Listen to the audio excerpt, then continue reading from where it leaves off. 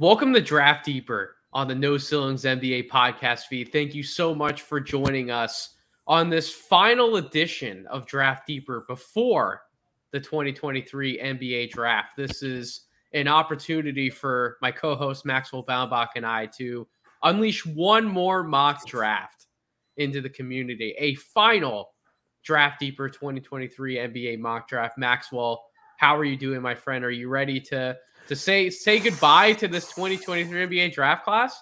Yes and no. Like it's exciting. I'm ready for it to be here. I'm excited to see how it shakes out. But yeah, at the same time, it feels like I've just been like looking at the same names in a document nonstop for the last month and a half now, trying to get everything kind of finalized and organized. But yeah, let's do our last mock is a duo. Obviously, we've got the No Ceilings whole squad mock coming up still too. We got that war room environment that we all have so much fun with. Love to yell at each other and go at it. But yeah, this is our last one here. I'm excited for it.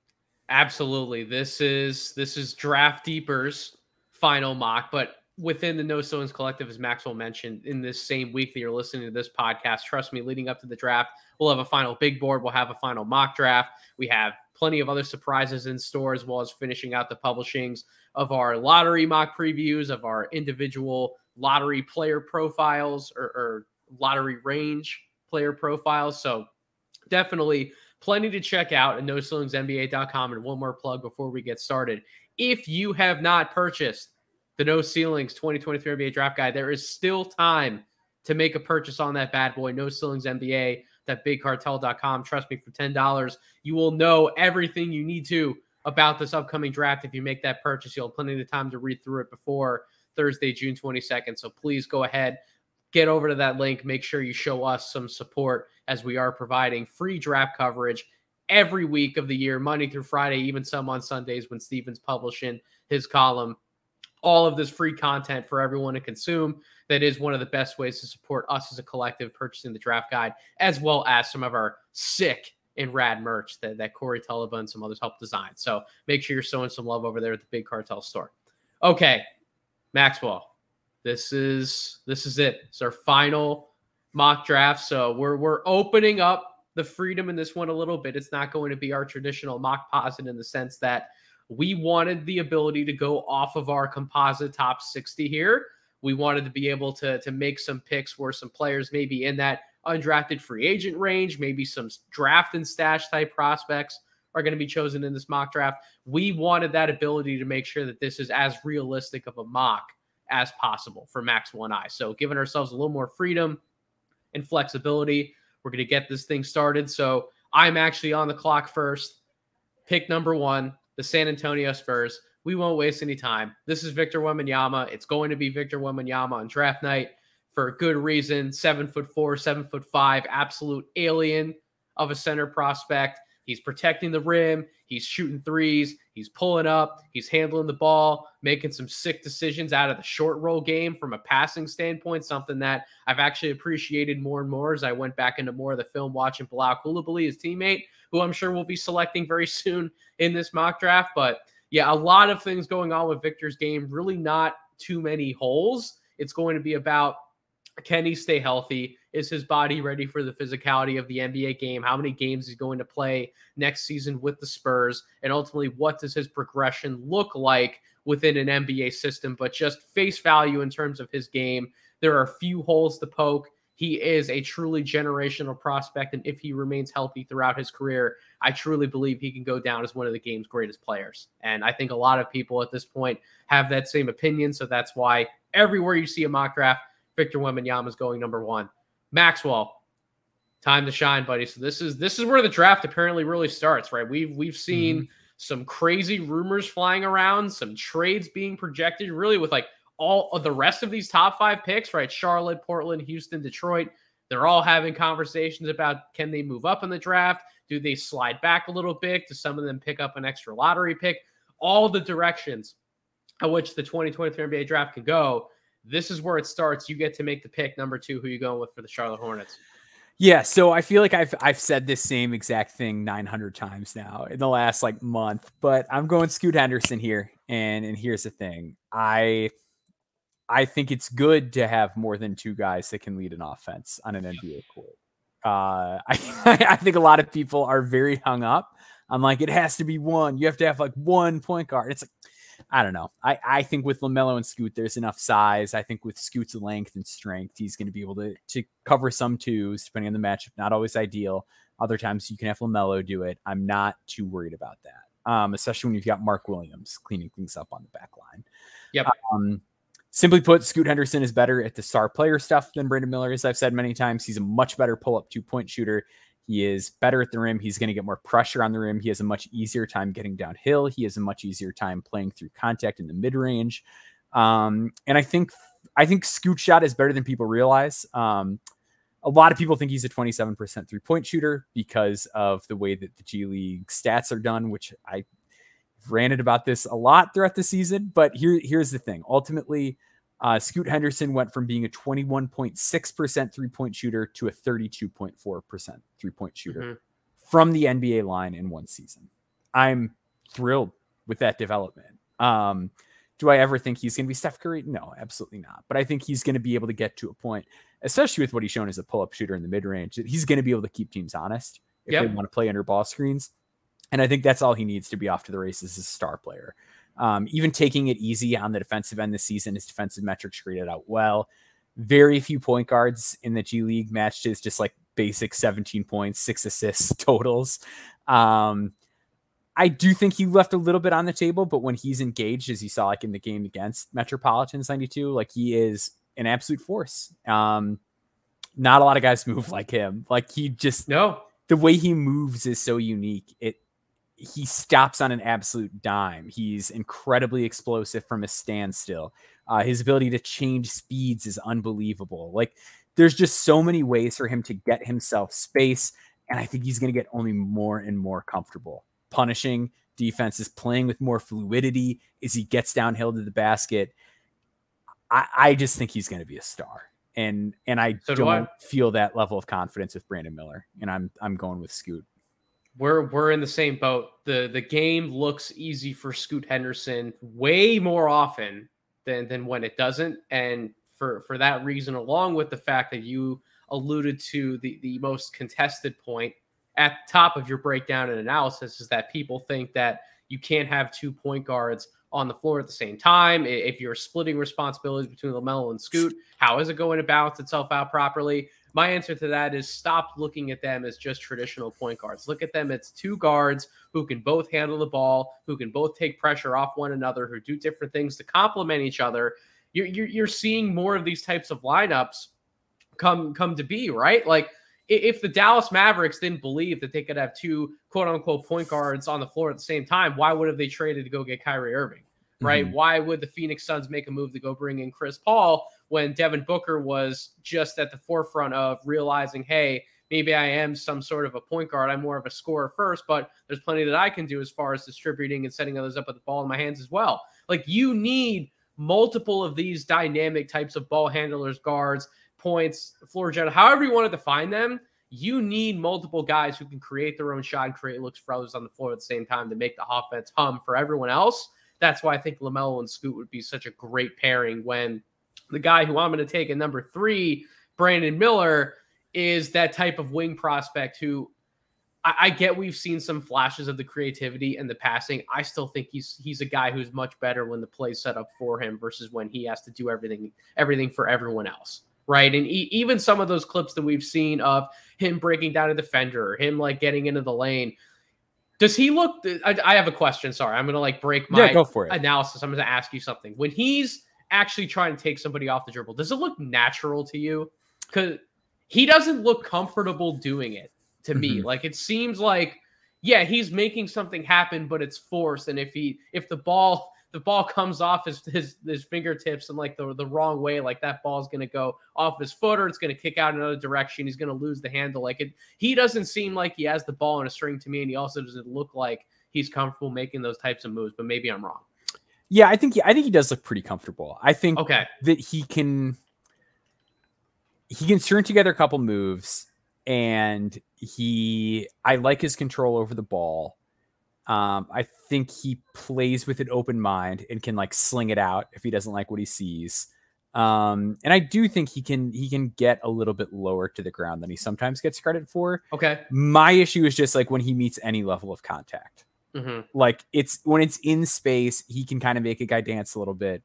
But if anybody comes, I'm just not thrilled. Like anybody that bumps him, it's kind of over, right? Like he just doesn't keep his balance very well in those settings. He doesn't continue to get downhill. He doesn't elevate well against contact. He's not fluid in the way that like does. Yeah. So like the best comparison that people either. want to make is like the Paul George type of comparison. He doesn't move like Paul George. He doesn't handle the ball like Paul George. I get that he will have plenty of time in the NBA to improve in those things and become a better, you know, primary ball handler, someone who has more of a lion's share of the offense. But right now, to me, he looks like more of a play finisher, shooter, connector type piece versus I'm going to have more of the offense run through you. And that's why I would have Brandon Miller third on my board. And that being said, I'm not trying to downplay his game because he's really freaking good at doing those things. Yeah, he proved that this year at Alabama. As you said, very smart, very heady. I think the defense, I don't love all of his perimeter defense, but certainly when you have him like, you know, more towards the baseline and back on the wing and then helping, you know, protect the rim and wall off some guys. He does a lot of that really well because of his role that he had even going back to high school playing defense. You mentioned some of the passing. He did really improve as a live dribble passer over the course of the year at Alabama. There's still more to his game that I want to see before I project him on this potential star path. But I think as a quality starter, someone who will know his role within the offense and the fact that he's 6'9" and can get that shot up over anyone virtually, all of those things bode well in his favor. And they're all arguments as to why some people have him at number 2 to Charlotte versus Scoot Henderson. But he just does not have that same type of ceiling to my eye. And that's why I have him number 3. But I will not fault the Brandon Miller to number 2 arguments. If you are that much a believer in LaMelo Ball and what he's going to continue to do for that franchise, and you're looking for guys to play off of him and play second fiddle to him, I get it. Make that pick. All right. Houston Rockets, number 4, Maxwell. You're back on the clock. So now we're past like the quote unquote big 3 in the draft, right? Now we're opening up so many different possibilities. You have Houston's in a situation where they could have the whole James Harden dynamic coming back into it, but we can't necessarily draft for that in a mock scenario. We have to go with the BPA as to how we see it given the current roster construction for Houston. So who are you picking at number 4 for the Rockets? Yeah, so I'm going to do exactly what I said I was going to do in our joint column here. I'm going to take Amen Thompson. I think that if I'm Houston, I'm looking for the guy with the highest ceiling who elevates my team's chances to contend in the future. Right now, I don't have the guy on my team that I'm going to need to truly be off to the races in this rebuild in a way that's going to get me a potential NBA championship. Sure. Am I positive Amen Thompson is that guy? No, but I think he is the best potential outcome of anybody left on the board. If everybody hits their highest ceiling that's left on the board, I think Amen Thompson is the best player. I would actually agree with that, by the way. Even though I have him 8 on my board, I would still agree with that statement. Yeah, and I think that's what you need to be looking at if you're Houston, because I don't think Jalen Green, Jabari Smith, Alperen Sengun, any of those guys have looked at this stage in their career like the guys who've gotten to that level. So you need to keep trying to find that guy. With a men, you're getting a guy who's 6'6", 7-foot wingspan, just unbelievably quick. Quicker than a hiccup. You blink and you miss him and he's in the paint and he's at the rim. Did a really good job as a rim finisher, especially in the half court. Made around 60% of his shots there, despite everyone knowing that's where he is trying to get on the court. Was in a lot of traffic and still finished really well. He's going to have to get better through contact. And I think in OTE, he got every call he wanted. So he's going to have to get used to like not getting a favorable whistle going forward. The pull-up jump shot has to be there. I think he just needs a pull-up mid-range shot. And I think that could really open things up. I think a lot of people are hung up on the 3-point shot.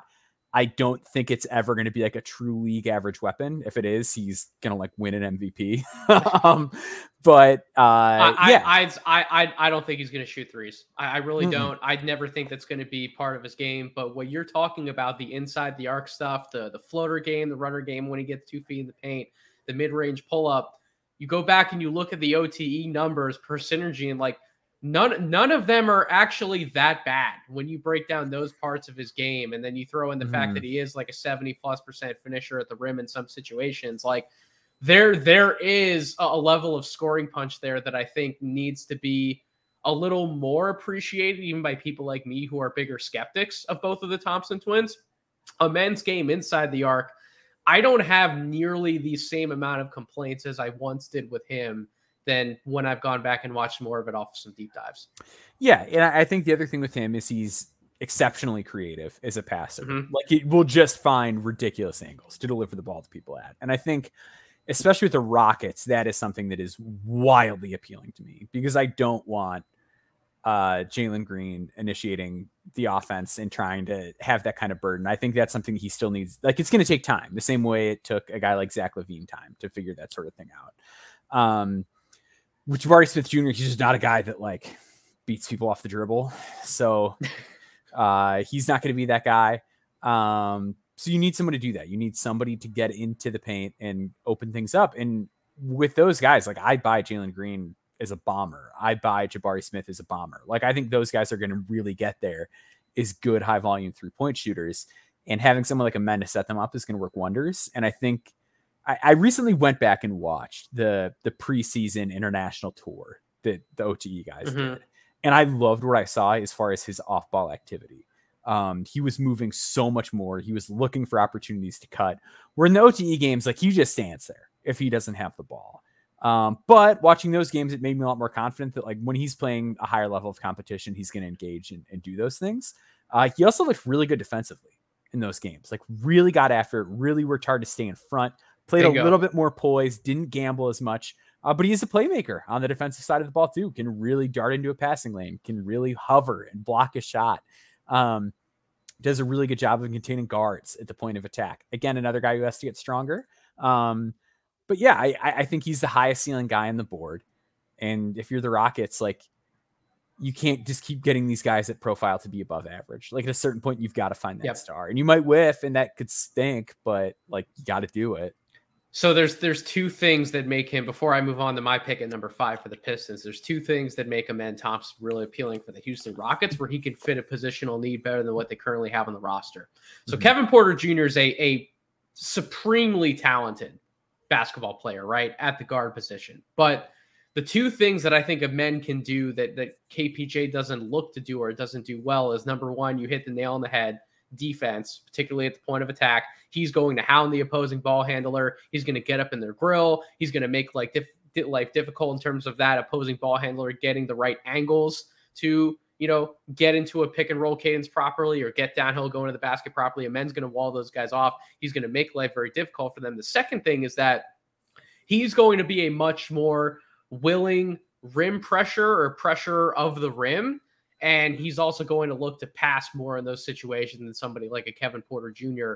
would do, right? KPJ can get to the basket. KPJ can pass the ball and make plays for others, but he likes to dance with the ball a little bit too much.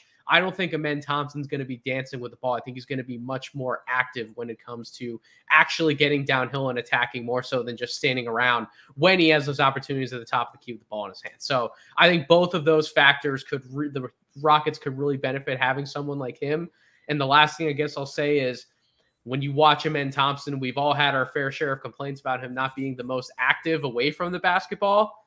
The best player that the Rockets have to be able to make life easier for him on that side and help him figure out how he fits into the offense from an off-ball perspective, you have Alperen Şengün able to make live plays for him, all day, all night long. So there's a lot of reasons why it makes sense and why Amen has been the most popular mock to the Houston Rockets. All right, number 5, Detroit Pistons. This is easy for me. I'm taking Cam Whitmore. I really don't have to think twice about it. When you think about what the Pistons need, they need a live body at the 3, someone who's physical, who's imposing, who can actually guard the other team's best wing/forward player, and then someone who's going to provide value offensively, not necessarily having to make a whole bunch of plays for others, but someone who can play off of 2 other lead ball handlers. When you think about Cade Cunningham and Jaden Ivey at their best, they're going to have the lion's share usage of the offense. They're going to be making all the decisions for everyone else. You need someone who can feed off of the guys, right? Someone who can cut to the basket, someone who can make spot up threes, someone who can maybe spend a little bit of time in the post, depending on what the other big man's doing, right? We saw Cam Whitmore do a few of those post fadeaways and turnaround shots. He has a lot of interesting parts to his game to where you can look at him. He is more of a play finisher right now, but if that's what this Pistons team needs, there isn't a play finisher available at this point, in my opinion, with a higher ceiling to be more than that than someone like a Cam Whitmore. He just fills a positional need for me at the 3 versus looking away ahead at the 4 spot, or maybe even the small ball 5 with someone like a Jarris Walker or a Taylor Hendricks. So Cam Whitmore's off the board at 5. Maxwell, first of 2 picks here for the Orlando Magic, because we're not projecting trades. We're not going to get into all that stuff. We're making these mock draft selections as they are by the current order that we have in front of us. So Orlando at 6, where are you going? I'm really stuck here. I've been trying to think through this one, and like I am just at a loss. So the popular mock is Ausar Thompson. That's the most popular mock. Let's just do it. Let's do Ausar. I've got him 6 on my board. I'm stuck. I don't want to like reach out of a tier that I have on my board. So let's do Ausar here. Is this another guy that maybe might not bring enough shooting for their position on the Orlando Magic? Perhaps. But I think if you really believe in Jalen Suggs, this kind of allows him to play the 1 more, which I like. I like that. Mm-hmm. If you can find a way to squeeze him in there positionally, it works. You've got a lot of guys that can pass and dribble for their position, but not at the point guard spot still with Jalen Suggs. So it's still kind of weird. Like, I still don't know fully who you're running your offense through. And with young guys, that can be kind of dicey. But I don't know. Maybe you just figure out that point guard problem later. With Ausar, you're getting someone who is quite similar to his twin, his biological twin. Believe it or not, they have some similarities. I think the difference with Ausar is I'm a lot more confident in the jump shot. I think that his shot has always just aesthetically looked better. He's historically hit higher percentage. In the OT playoffs, he made like 38% of his threes, which was a small sample, but he was taking a ton. Like he was taking like 7, 8, 10 threes a game. I don't know why I skipped the number 9 there, but I did. But he was bombing threes in the OT playoffs. Just seems like he's further along on that side of things. He's so much more poised on the defensive end, like way less of a gambler, way more consistent is the word I would use at the point of attack defensively, generally in a better stance, less willing to get beat off the dribble, smarter about help and timing and rotations. Just a really, really good player. And like Amen is largely seen as like the higher end prospect, and I see him as a higher end prospect. But Ausar has always been the better basketball player. Like the last 2 years, it's Ausar that wins OTE MVP. He really knows how to play off the ball. Very active cutter, and he's just a jump shot away. I don't like his finishing compared to Amen. He's not the same mover through the air that Amen is. I don't think he has the finesse that Amen does. I don't think he consistently makes as many wow passes as Amen does. He's not quite as creative, but he's still a really good passer for a guy who's 20 years old and 6'6". So yeah, I think he's the best guy on the board, and I'm just going to take him. And here's the thing with the Orlando Magic. If this is the predicament that you're in, and this roster does done work, this ain't panning out with Franz, Paulo, and Ausar Thompson. Those are guys that like are still gonna have trade value.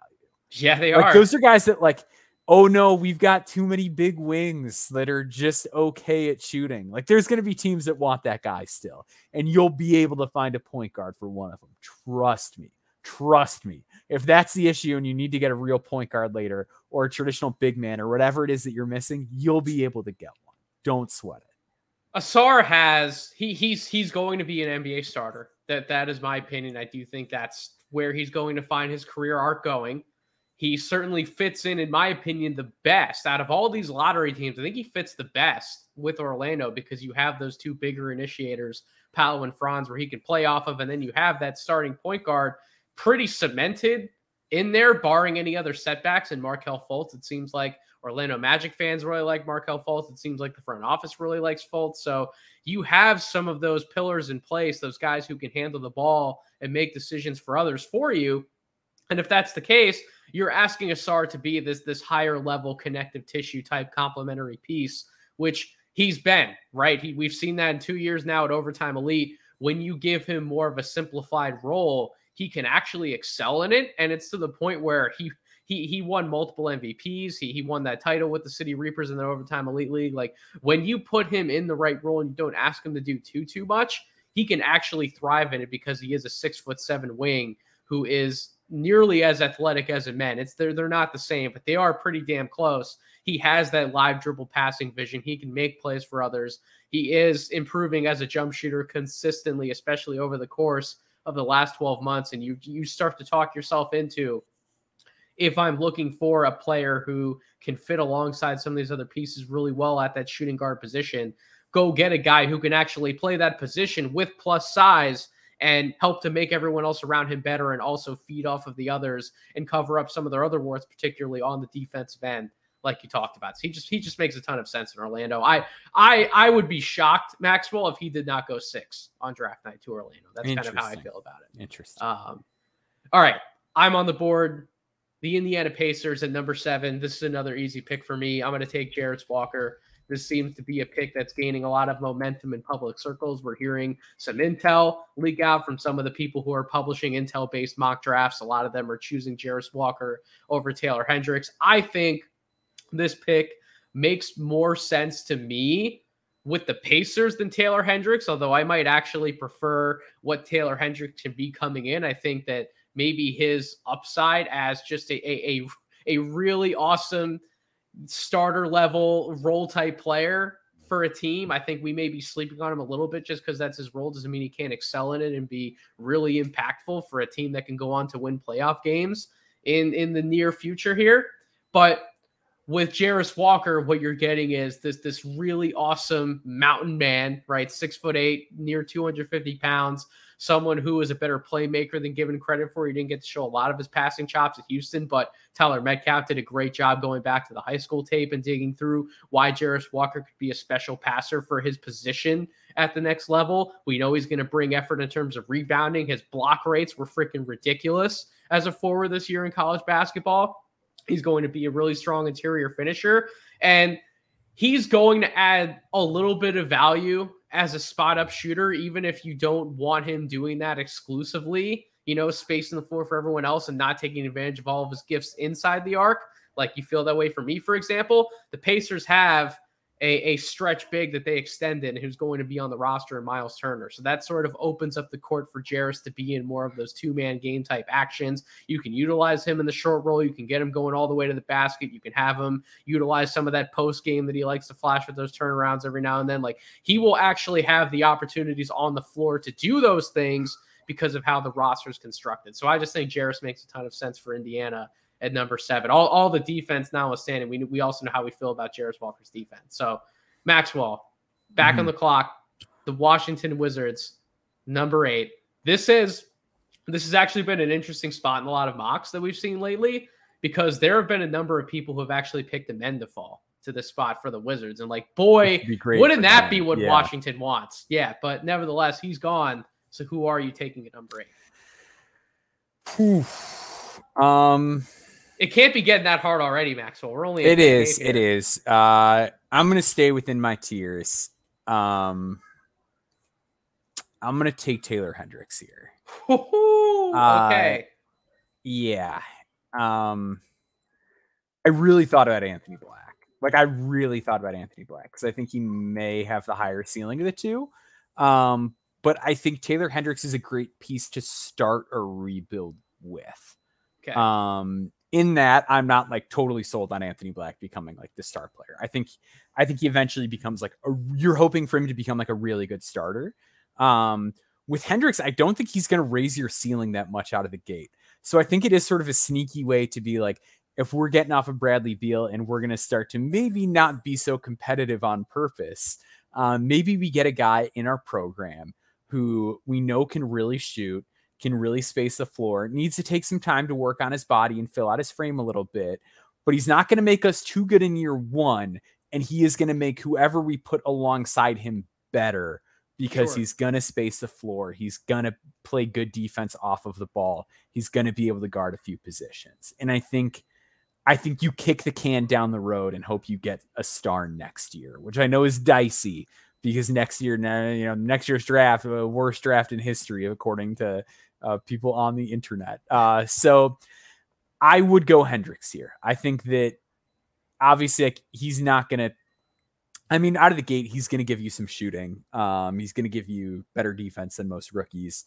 But I also think it could give him a chance too. Like if you're fully focused on him as like your young prospect this year, like you can really work on getting his handle going, working on film with him, getting better at recognizing like different sets when guys spring open, what to look for when you're attacking the basket. You can maybe get more developmental attention on him and develop those like big unleashable upside areas that do exist within him. They're maybe just not the most likely outcomes, but great guy to start off your rebuild with. They actually may quietly have an opening for Taylor Hendricks within that front court, because if the rebuild's truly going to happen and they are going to move off Bradley Beal, Kyle Kuzma ain't going to stick around and watch. You're getting something for Kuzma, right? You're going to get something pretty valuable back. And Kristaps Porzingis is going to be gone at the center spots. It's going to be Gafford. It's going to be someone like Corey Kispert. Denny Avdia is still in the mix, but outside of those names, like that front court all of a sudden is becoming pretty thin. And you could go grab that starting 4-man of the future in Taylor Hendricks, who, oh, by the way, as you mentioned, he will get crucial developmental reps within that system in his first 2 years to properly experiment. Is the big wing thing something that can actually happen for Taylor Hendricks? He will quite literally have the runway in a rebuilding situation to find that out for and discover for himself if that's going to be within his realm of possibilities in the NBA. So I think for a number of reasons, it would be a fascinating pick. I would have taken Anthony Black in that spot for the Wizards, which is exactly what I'm going to do at 9 for the Utah Jazz. And I know the Utah Jazz are exploring other options at this spot per a lot of the rumors that are out there and a lot of the hype that's building. They seem pretty confident that they can swing for one of these other forwards or another positional need and fill that guard spot on the back end around 16, or if they explore a trade up. But if Anthony Black is on the board, I think you go and you get that guy, right? Because he can be, even if he's not a star, he is another one of these players who's going to do everything in his power to make everyone else around him better. And he's just one of those complementary pieces that I want in a starting lineup, given his plus positional size, the fact that the defense is a borderline strength for him. We talked about this multiple times in this pod. I don't love how he is in terms of playing, constant pick and roll defense, but as someone who can just stick to somebody and make shots difficult for somebody else, he's going to keep getting bigger at 6'6", 6'7". I do like a lot of his intangibles. I like his approach to the game. The passing we've talked about, he can hit some special passes at some special angles. I'm fine with the rim finishing. I think that's going to keep improving in the NBA, especially as he gets, easier runways and cuts to the basket. The shooting really is the main hang up with him. It's the main drawback in terms of, can he reach those higher end outcomes? I don't fully know if the shot's going to be like a strength for him, like a real weapon, but I don't think it's going to be as bad as some people think it's going to be. I see him very much so in the realm of this Josh Giddey type player. And that's just the guy who I want to take at the top 10. There was one point where I had Anthony Black just outside the lottery. I went completely in the other direction on that. I would love to take Anthony Black inside the top 10 of Utah. Would be a good fit for him. So, Maxwell, you're up. Pick number 10. The one very interesting thing I want to note, Jonathan Givony left a really nice breadcrumb in ESPN's latest mock draft, in which he said that a trade with the Detroit Pistons that would net Bojan Bogdanovic could be on the table for pick number 10, maybe taking another contract back like a Tim Hardaway Jr. to make the money work. If that trade exists and Dallas would move off of that pick for Bojan Bogdanovic, boy, would I be just absolutely fist pumping if I were a Detroit Pistons fan. Like, oh my God, we just got massive value. Because let's say like a Taylor Hendricks does fall to that 10 spot and Detroit's sitting there like, we can get Cam Whitmore and Taylor Hendricks in the same draft on top of having Cade Cunningham, Jaden Ivey, and Jalen Duren. Like, holy shit. Right, let's make that deal in a second and we'll run up to the podium with our pick. But I think if something like that happens, Maxwell will be more so, who is the guy that slides? Who would be attractive to them to make that kind of a move versus we're just going to make that, a week ahead of the draft, regardless of what happens. So that's not happening in this scenario. You're picking for the Mavericks. Who are you taking to 10? Yeah, so I'm taking somebody that I do believe has real upside, but I also think fits a really important need for them. I'm going to take Derek Lively. at the 10th spot. He is number 10 on my board. So top 10 players on my board are gone through top 10 picks here. With Derek Lively, this is a team that is very athletically deficient, that does a poor job of defending the rim, and has an aging center rotation. So you look at, Christian Wood is like not a guy you want protecting the rim. And then like Dwight Powell's 31, Maxi Kleber is 31. Like those guys are getting older, and it can get tough to hang on as a big in the NBA. So you inject some youth. And if the shooting stuff like comes around, like if like the really optimistic stuff with Derek Lively comes to fruition, if he's like a pick and pop guy alongside Luka, that's lovely. Whatever. But the bottom line is he's going to be able to give you defensive scheme versatility, a guy who can just actually run the floor, which is something this team doesn't really have. If they don't re-sign Christian Wood, they're playing JaVale McGee's corpse and Maxi Kleber is like a small ball 5, and like that's their idea of defensive rim protection. Like this team needs a freaking good big man. Yeah. And I think with Lively, like even if he struggles out of the gate the same way he did this year, like I still want young, high upside guys flanking Luka, because Luka is only 23. And like you kind of have a timeline issue, is a lot of these guys are getting older, and you do not want to be in a predicament where Luka's like, who are these guys that we're like getting in the second round that you're building as a core around me? So I think you do need to like really consider the upside element of this pick. And I think Derek Lively has enough of that. And plus, like, he's a really good rebounder who's really good at kicking it out to the perimeter. He knows where guys are on the floor. I like his overall feel on the offensive end. Even if I don't trust him to dribble it, he's not assertive with a shot yet. But the bottom line is this guy's a real athlete who's going to be able to defend in multiple schemes, clean up all the messes that a lot of the guys on their team create defensively on the perimeter.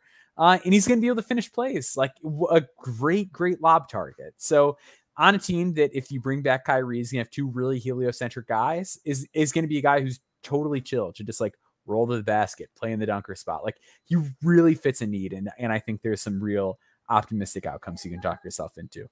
I think Lively's going to go in the lottery. It shouldn't surprise people at any point on draft night if he does go in the lottery. And I think Dallas, for all the reasons you laid out, makes a ton of sense. And it would not shock me for them to make that pick and say, Luka, I get that there's some interesting options on the table. We can get you a shooter like a Grady Dick or a Jordan Hawkins, or we can go out and try and get you a more inventive prospect like a Bilal Coulibaly on the wing, who may have some promises like a secondary ball handler.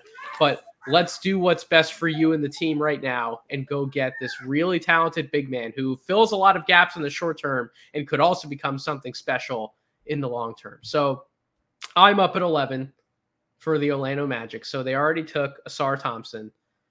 Conventional wisdom would say that I would take Grady Dick here.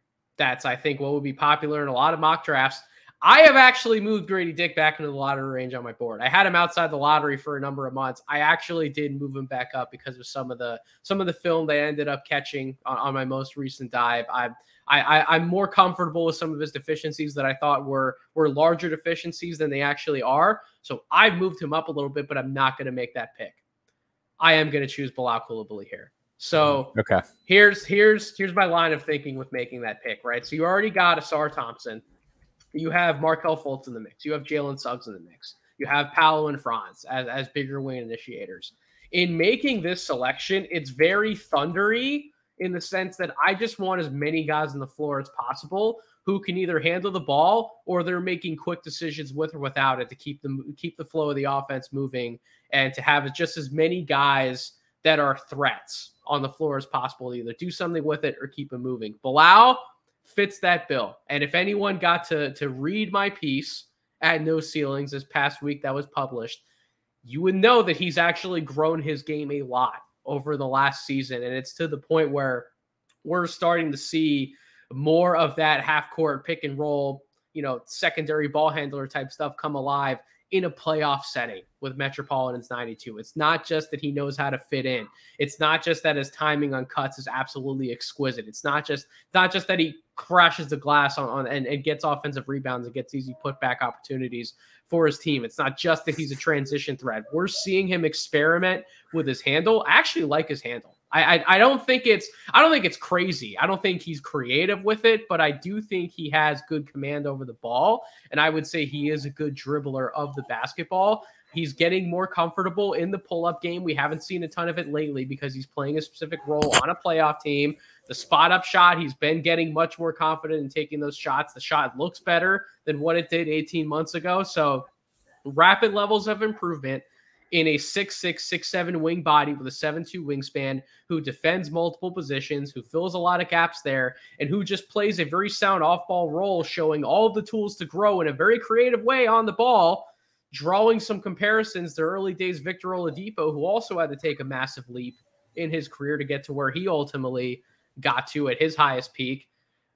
I don't know. I want to buy into this guy's upside. I think he's a special player in the making. And even if he doesn't reach those higher end outcomes, I think the higher to lower median tier outcomes are a very valuable rotation level player. Someone who I think Orlando would love to have come off the bench at the very least. And that's the argument I'm making for going with him over one of the shooters like a Grady Dick or a Jordan Hawkins. So Maxwell, you're up. Oklahoma City Thunder at number 12. Think they would have loved to take Coulibaly, but I unfortunately snagged him off the board. So who are you giving them instead?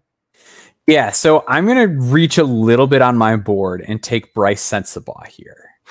Okay. So we were big Bryce guys, and it seems like the breadcrumbs are that the past knee injuries are maybe scaring people off a little bit. ESPN sort of slowly dropped him down. I believe in the Sam Vecini guide, he'd made a remark about like, yeah, he had another knee injury and like previous injuries in high school. Like, I think people are a little scared off by it. But here's the thing. If I'm Oklahoma City, I have 7,000 draft picks in the next 10 years. Yeah, you do. So I'm willing to just kind of like swing and hope, hey, hopefully he's healthy. If not, like, we still got a great young core. We've still got a lot of these picks coming down the pipe. Obviously with Sensabaugh, like the appeal is he's a ridiculous scorer. Like he's a really, really good 3-level scorer. Had just an obscene effective field goal percentage, something like 48, 40, 86 splits or something like that this year. Really good everywhere on the floor. Made 52.6% of his pull-up twos, 44.4% off the catch from three. Really good score. Does not matter if there's a hand in his face. Does not matter how tough the shot is. If he puts it up, there's a good chance it's going in. He's got to get better at the rim. I do think part of that is like, when we talked about this, I think via text at one point, that like he would kind of get hammered and not get foul calls. Like it's the weird thing where it's like when you're strong, you don't get the call sometimes. And if he's getting more of those calls and it's feeding into his free throw attempts, which he's through, even going back to high school, he's always been an 80+% guy from the line. So like, I feel like we're having a much different conversation about that point. And then true shooting percentage just going up. So yeah, he's really good. He is kind of ground bound at the basket. He needs to take better angles there. The basket finishing stuff is weird, but from mid-range and beyond, tremendous score. I do think he's a bit better of a passer than he gets credit for. Like, does he miss some reads? Yes, but I don't think he's unwilling. And I think he knows, or at least began to understand how to use his own gravity a little bit better. Like later in the season, there were some really nice like kick out passes when he would get inside that he just wasn't making earlier in the year. So I'm optimistic on that front. The defense is a mess, but Oklahoma City like does a really good job of coaching guys up defensively. And I think that if there's a team or system that's going to make it work, they seem like one of them. Yeah. And the other thing is he's a really good defensive rebounder. Like he gets defensive rebounds like a 4. That's something that we've seen traditionally scales up. He's going to use his body. He's going to throw it on people. And that's an area where the Thunder have struggled. This is on the glass. Obviously having Chet around is going to help out with that, but then like it doesn't hurt to get it from a non-traditional position like the three potentially, which he could play with Chet at the 4. So I really think he has some super high-end outcomes as long as he stays healthy and stays in the shape that he looks like he's in now. So if I'm Oklahoma City, I'm going for it here. I love that pick. It is unconventional. It's not the thundery pick in the sense that he is this high-level ball mover. He's going to be doing a lot of these things that they normally expect for their players to do. But here's Here's the counterpoint to that, though, right? At the end of the day, they are going to need guys on this roster who can just confidently put the ball in the basket from no matter where they are. And they're going not to everyone has to be the exact same guy. Exactly. They're going to continue to need floor spacing at a high level. Bryce is one of the most versatile shooters that we have in this draft. So medical concerns that could be out there notwithstanding, if this guy's going to be healthy and playing the number of games that we would expect him to for your team, there is not at this point in the draft a higher upside outcome from a scoring and shooting standpoint as a combination than Bryce Sensabaugh. And I think that could still be a very valuable player for a team in the lottery if they went that direction. So 13, the Toronto Raptors. I'm back on the clock. I'm going back and forth between two players here. I think I'm going to ultimately go with Kobe Buffkin. I was between Kobe Buffkin and Cason Wallace. And the reason why I'm going to lean Buffkin is I think he's a better bet as a true combo guard versus somebody like Cason Wallace. I buy the shooting more with Buffkin as he continues to progress in his career. I think the types of shots that he's willing to take, how he can play off movement, how he's not all of his jump shots are being taken when he has the ball in his hands, right? He is also comfortable playing off somebody else. The passing flashes that we've seen from Buffkin this past year certainly progressed in a big way. I was a big fan of his passing, especially out of pick and roll. So I'm comfortable with how he's playing on the ball, how he's playing off the ball. I'm comfortable with how he's guarding multiple positions in the backcourt. But in making a pick like this, I'm also thinking about where the Raptors are going, which is, let's not forget about big point guard Scotty Barnes, who is still continuing to develop as a primary ball handler, someone who can be this really awesome 6'8", 6'9" lead ball handler for this team.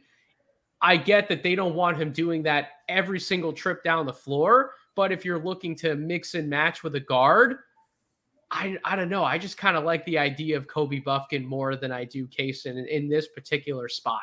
And that's just a personal preference play at this point. I would understand anyone who would pick Cason Wallace to go here for the Raptors. I just kind of like Buffkin a little bit more as a long-term prospect than Cason. Not to say that Cason's a bad player. I just kind of like this fit. Before you make your pick for the Pelicans, Maxwell, which direction would have you gone for the Raptors out of those two players? Would have you gone Cason Wallace? I am higher on Cason Wallace. I think I probably would have gone with Cason.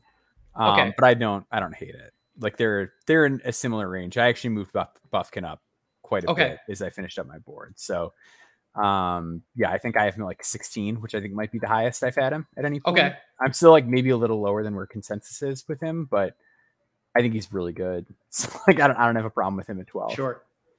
Or 13 rather. So I've got the Pelicans here. I'm just going to go with my best player available and take Jet Howard. Okay. There is some like nasty fit stuff here. I really thought about going with Cason here too. And look, I get it. Like there are a lot of guys that don't play defense on a team that really lacks rim protection here. Like you've got some good defenders too, right? Like you've got your Trey Murphy, you've got your Herb Jones, whatever. But like, so here's the thing about the Pelicans, right? It's just weird. Yeah. The Pelicans it's weird it doesn't have a rim protector. Like they quietly have like a lot of people who can play defense really well, but you're also not looking to those guys to provide the offensive value that you would expect from two-way players who are getting more minutes than not in the playoffs. They're very one side of the ball. So so I think Jet, there are ways to make him really work here. Just because like you have a Trey Murphy, you have a Dyson Daniels who you could play like at the guard spot alongside him if things click. This team does not take a lot of threes.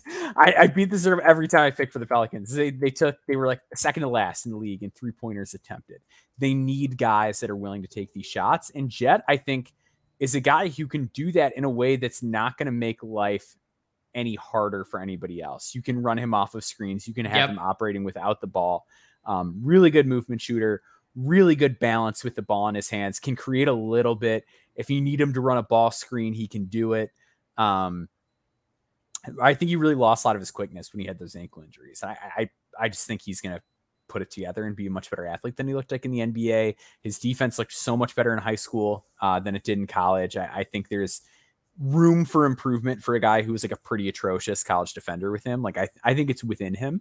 And yeah, he's just a great movement 3-point shooter. And if you look at the numbers, he was like 39% from 3 against high major competition before he had those ankle injuries. So I'm just saying, let's get a guy in here who can shoot, and maybe he doesn't become a starter, but even if I have a guy off my bench that's like a 6'6" movement guy that can put it on the floor and make plays for others, like he's just going to make offensive life easier. And you just have to work with him and coach him up on the defensive side of the ball. But he's going to make plays for others. He's going to get himself open, and he's not going to make life any more difficult for anyone else. I love it. Love the Jet Howard pick. He has been an underrated prospect for a number of months now since those double ankle injuries. But nevertheless, I think he could, as you just said, fill an important role for the New Orleans Pelicans as they space out the shooting splits make a lot of sense when you think about it, because when Zion's healthy, exclusively interior scorer. Jonas Valanciunas, interior scorer. Brandon Ingram loves to operate in the mid-range. Herb Jones, slasher. Dyson Daniels, slasher. So it's like it's CJ McCollum and Trey Murphy and Alvarado, and Alvarado, and that's kind of it. So yeah, they do definitely need additions to their 3-point shooting game. All right, that takes us through the lottery of our final mock draft for the cycle on Draft Deeper. When we come back from this quick break, we will get into the mid to late section of the first round.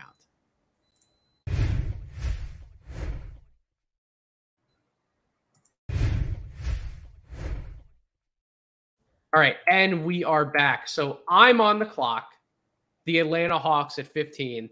This pick became easier for me because of who Maxwell passed on. I'm going to take Grady Dick here. I think Atlanta would be thrilled to have Grady Dick fall to this spot because he's one of those players. Look, Atlanta's in a weird situation because they kind of have a little bit of everything, but they also still need help a little bit of everywhere except for point guard or combo guard.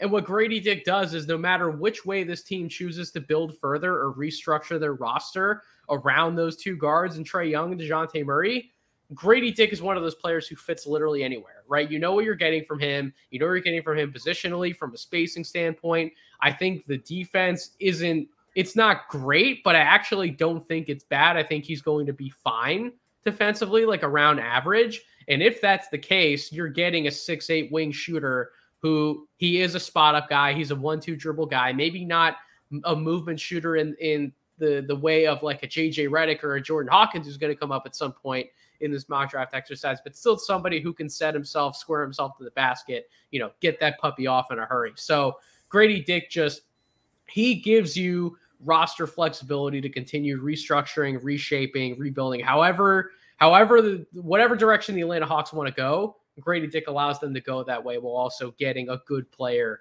with this 15th pick. So Maxwell, you're on the clock for the Jazz at 16 via the Minnesota Timberwolves. Who are you taking and following up my selection of Anthony Black?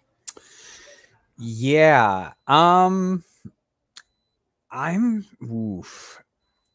Cason Wallace is just sitting there, and I'm still really thinking about it. I don't think that's a bad pick if you make it. No, because I think the guard situation here is a little shaky, right? Like it's Colin Sexton, it's Jordan Clarkson, who's probably feels like he's not going to be there. He's not going to be there. And even Colin Sexton, he is a sixth man type combo guard like a Jordan Clarkson, I think, at the end of the day. And I was a big Sexton guy when he was in the draft. I think I've had to finally come to that realization that that's probably his destiny.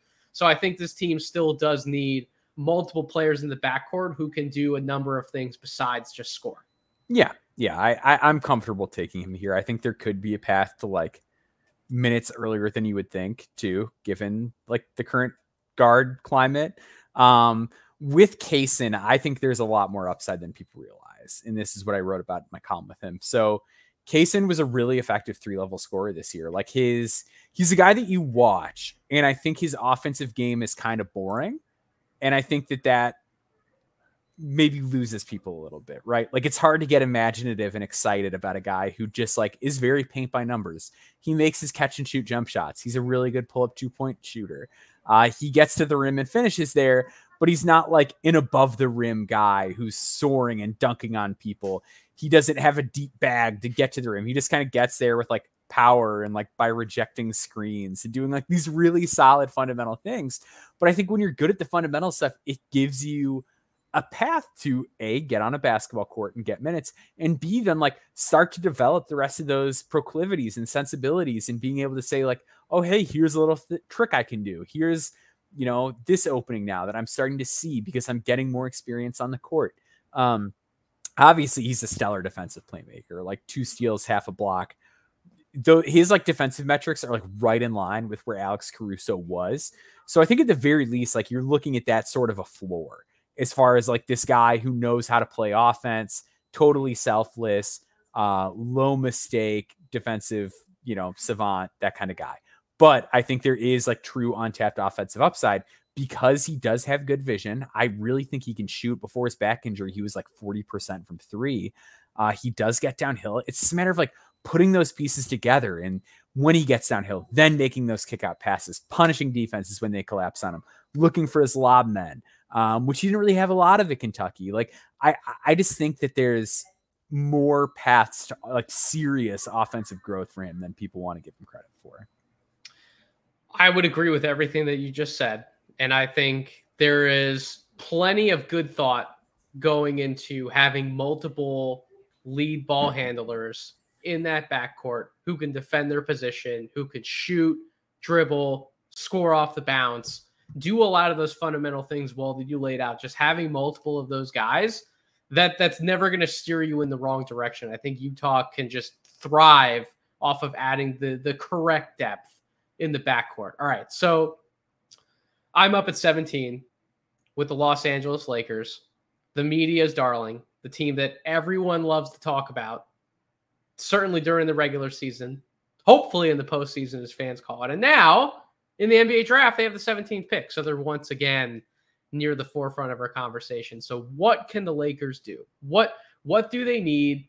They need a little bit of everything around LeBron James, Anthony Davis. We think they're bringing back Austin Reeves. We don't know what's going to happen with D'Lo.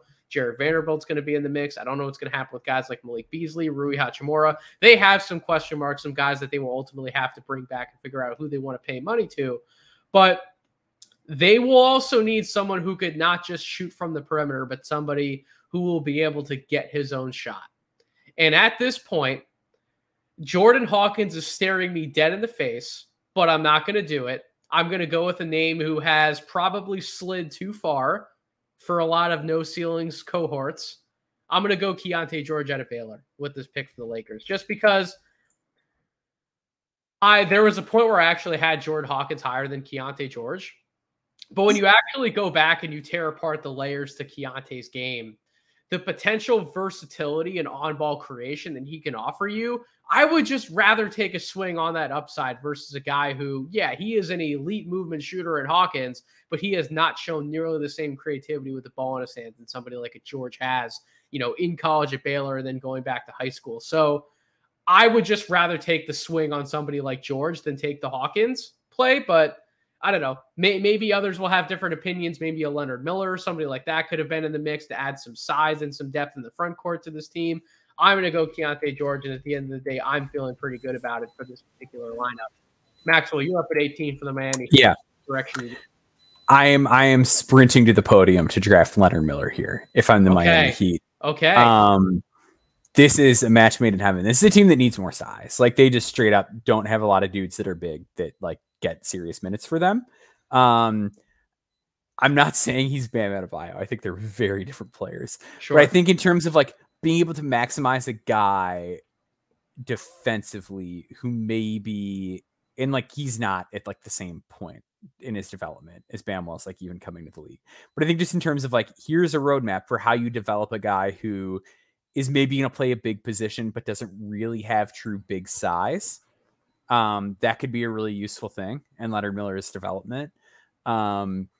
I think he's a culture fit. Like, this dude's a dog. Like, I interviewed him. I love the work ethic. I love the personality. I love the drive to get better.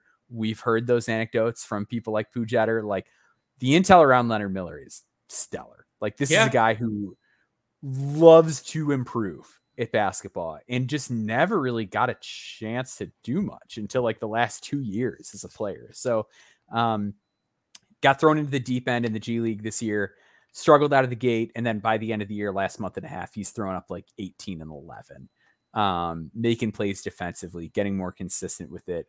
Really great mover for his size. Unbelievable motor. Doesn't take a playoff. I think he's going to hustle his way onto an NBA floor wherever he ends up. Like, I just think this is a guy who's going to be undeniable. I think he's going to find a way to carve out a role in this league. The jump shot is what it is, right? Like, it's kind of ugly. It's looked better recently. But again, I've said this before, like 32% is a 19-year-old playing from the NBA 3-point line. I get that it's ugly. I get the teams are going to let him shoot it. That's not a bad starting point for a guy who's 6'10" at his age. Like, I'm comfortable with that. I think he's going to find a way. And I think with a team like the Miami Heat that just have this unbelievable player development track record, and just having a guy like Leonard Miller, who's like a film junkie and like wants to learn from his mistakes, he's going to soak that stuff up like a sponge. He fits, and we're going to get the best version of him imaginable if he's in Miami.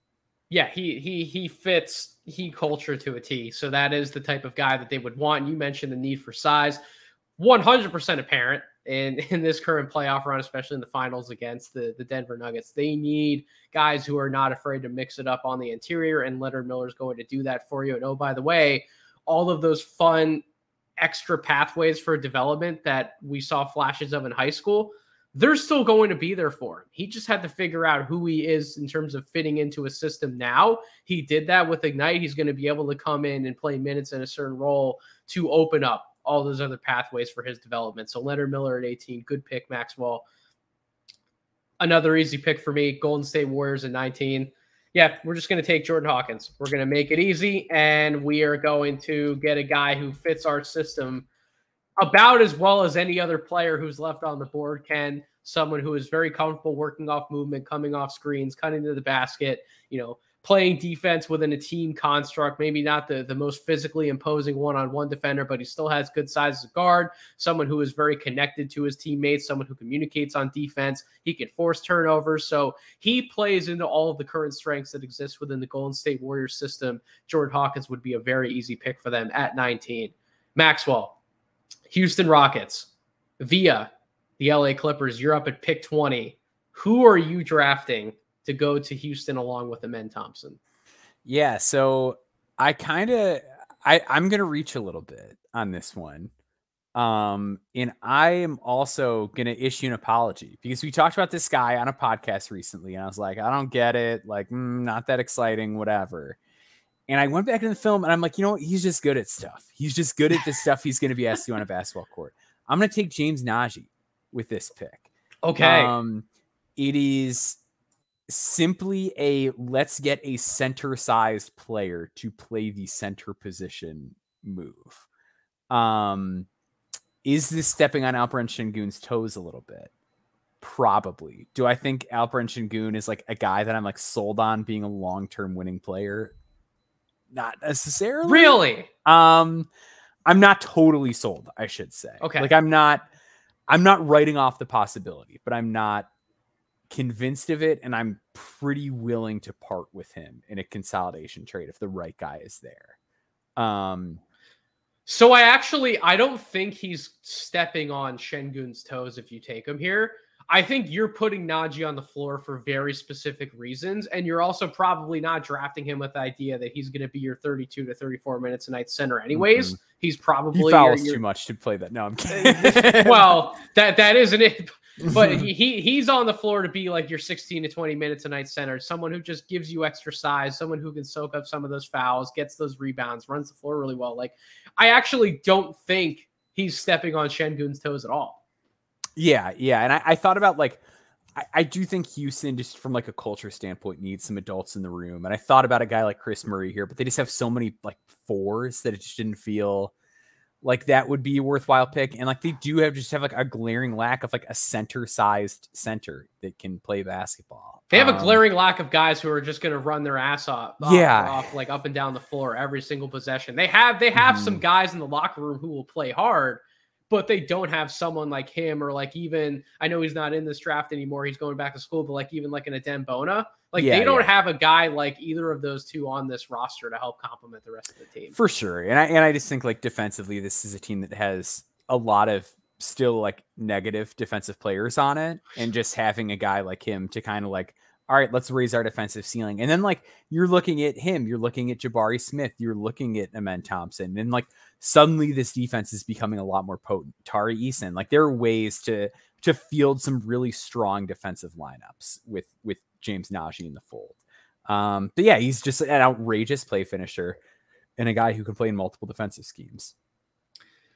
So I'm making the first of 2 back-to-back picks for the Brooklyn Nets. We have let this player slide long enough. This is Jalen Hood-Schifino time in Brooklyn. And listen, if he goes much higher than this on draft night, it will not shock me. If Utah takes him at 16, if they stay in that spot, it wouldn't shock me. If Utah said, screw it, we're going to take him at 9 because we believe he's our guy, it wouldn't shock me. But even though I've moved Jalen Hood-Schifino back up on my final board to where I have him just behind Case and Wallace at 16, and I have him ahead of somebody like a Keontae George, who I took at 17 for the Lakers, I still have questions in terms of him immediately impacting an NBA game from the point guard position. I think he's going to have some things that he needs to clean up in his game, not just some of the jump shooting inconsistencies, but I just don't think he has as tight of a command over his handle as some people may lead you to believe. I think he has some warts that he has to clean up defensively that he showed at Indiana. I think there's just certain parts of his game that he needs to polish to end up being the type of player we think he's going to end up being right away when he comes in the league.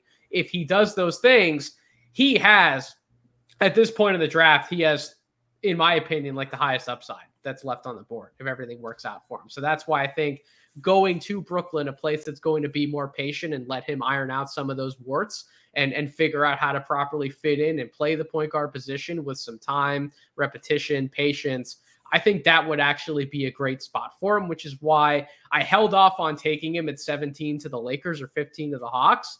And I wanted to try and get him here in a spot like Brooklyn at 21. So Maxwell, you're making the second pick, 22 for the Nets. Who are you taking to pair with Hood-Schifino in that spot? Yeah, so I think with Hood-Schifino, part of like the intrigue with him is I don't think he's a guy that's going to need like a ton of developmental attention. Like he does have like a very professional kind of polished.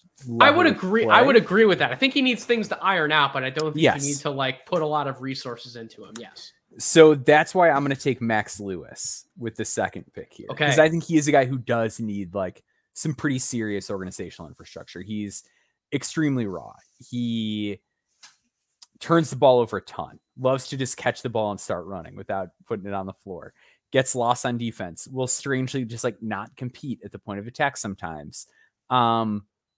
But he's really good at putting the ball in the basket, which is how you score points in the game of basketball. And that's how you win, is by scoring more points. So he's like a 40. Maxwell with the absolute knowledge bomb. That's a little something we call analytics in the business. So Max Lewis is like 44% catch and shoot 3-point shooter. Got this gorgeous stroke. I'd like to see him be a little bit more assertive with it. He really likes to cook in the mid range this year, and he can, but I don't think that's what he should do. I don't think like the NBA role for him is like putting it on the ground and scoring over a smaller guy in the mid post. It's nice that he can do that. But I don't think that should be his game. I want to see him like take more threes. He's really good at the basket when he gets downhill. Not like the fastest guy in terms of like I'm catching it and exploding to the rim, but he's still pretty quick for his size, and he takes big long strides to get where he needs to go. Another guy that I had the pleasure of speaking with, I'm very bullish on him as a person. He was extremely humble. I think he knows how much work he has to put in to kind of clean up those areas of his game. And I think he wants to do it. Sam Vecini has made this point before, and he made it in the draft guide. Like Lorenzo Romar coach teams just have not been very good defensively over the last decade. So if you want to say that the defense is really bad, like you got to consider he's had a weird developmental path to get where he is. And then he played for a guy who's not a great defensive coach on a team that had a lot of really bad defensive players on it. And I think there's way too much being made of like, oh, Pepperdine had talent on it. And it's like, yes and no. Like I'm I don't think any of those other guys are like serious NBA prospects. Maybe, I mean, they kind of are, but I see them all as fringe prospects. None of them play defense.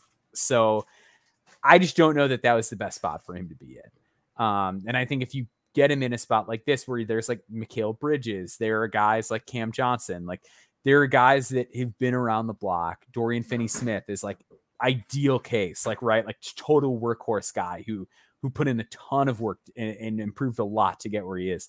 And like you have like those three guys. You've got Yuta, you've got Joe Harris. Like there are guys that are going to eat up those minutes where like he can just kind of play in the G League, or you can have him on the roster just learn from those guys. However you want to handle it, there are going to be ways for him to improve in this organization. And I'd love to bet on him because I buy him as a person. I really buy the physical tools, and I buy the jump shot, and shooting is unbelievably important. And getting guys that are that level of athlete that can shoot is pretty hard. It's pretty hard to find those guys. I like the pick a lot. I think Max Lewis, we've had him as a top 25 player all year. For whatever reason, he started to fall out of that range on mock drafts. Maybe that's as some intel leaks out that maybe he is more of a project than people would have anticipated on the wing. But nevertheless, if you have the resources to be able to devote to a player like this, then you absolutely take a guy a little bit higher than anticipated, because if the bet works out and he hits, Max Lewis could be worth like a lottery pick in a redraft in this class. So I agree with taking one player like Cucafino and then taking a bigger swing like someone like a Max Lewis. All right, 23 for the Portland Trailblazers via the Knicks. Maxwell, you son of a gun. You took one of my favorite fits in a draft to be mocked away from me, and James Nagy. I would have loved to take him here for the Portland Trailblazers. So before we did this mock draft exercise, I took plenty of time. I sat down. I made big boards, mini big boards for each team. I came into this exercise fully prepared, knowing what I wanted to do and when. I am actually going to take this as my first opportunity to go outside of those mini big boards, and I'm going to reach on my board a little bit. I'm going to take Max Prosper here for the Portland Trailblazers at 23. So here's my reasoning for that one. He has been gaining a lot of steam as of late, like interviewing and working out with teams left and right all over the board, even into the teens. All of the intel that's been presented to me from people who I speak with, from people who Maxwell has spoken with, some of the intel that Maxwell has shared out in the open in his written work on Max Prosper about, his interviews, like how he's been able to talk with him, how he's been just like this really hard worker, someone who he trusts to continue developing as a player overall, someone who's going to work on both sides of the ball. Every single piece that we're hearing, everything that I saw watching Max Prosper on the tape at Marquette, having him as a top 45 guy quietly for actually a lot of the draft cycle, now he's come up into this range in which he's going to be selected seemingly in the back end of the first round.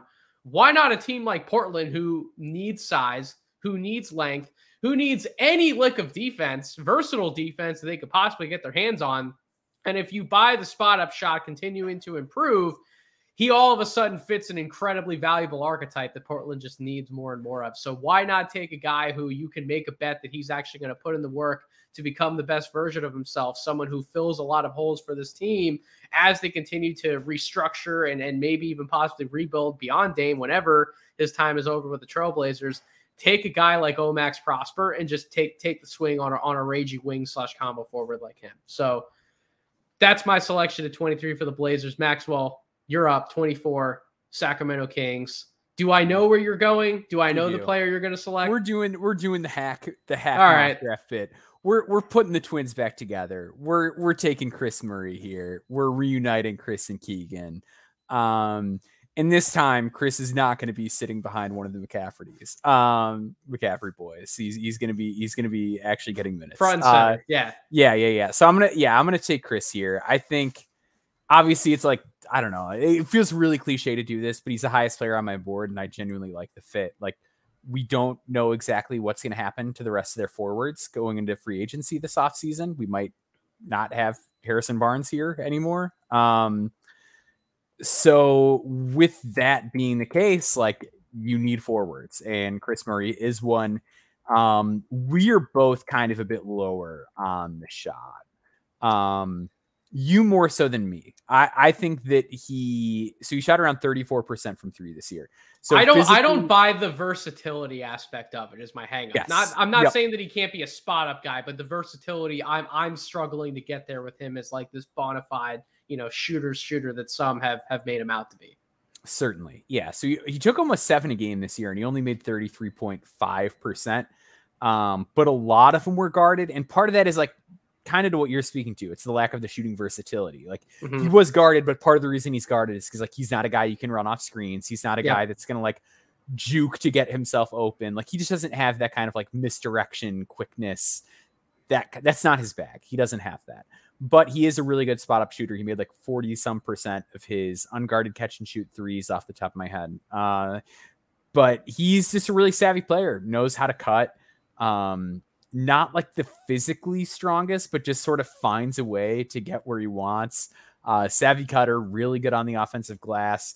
I think he's better guarding the ball than Keegan, but I think he's like markedly less athletic. It's like an off-ball playmaker. Sure.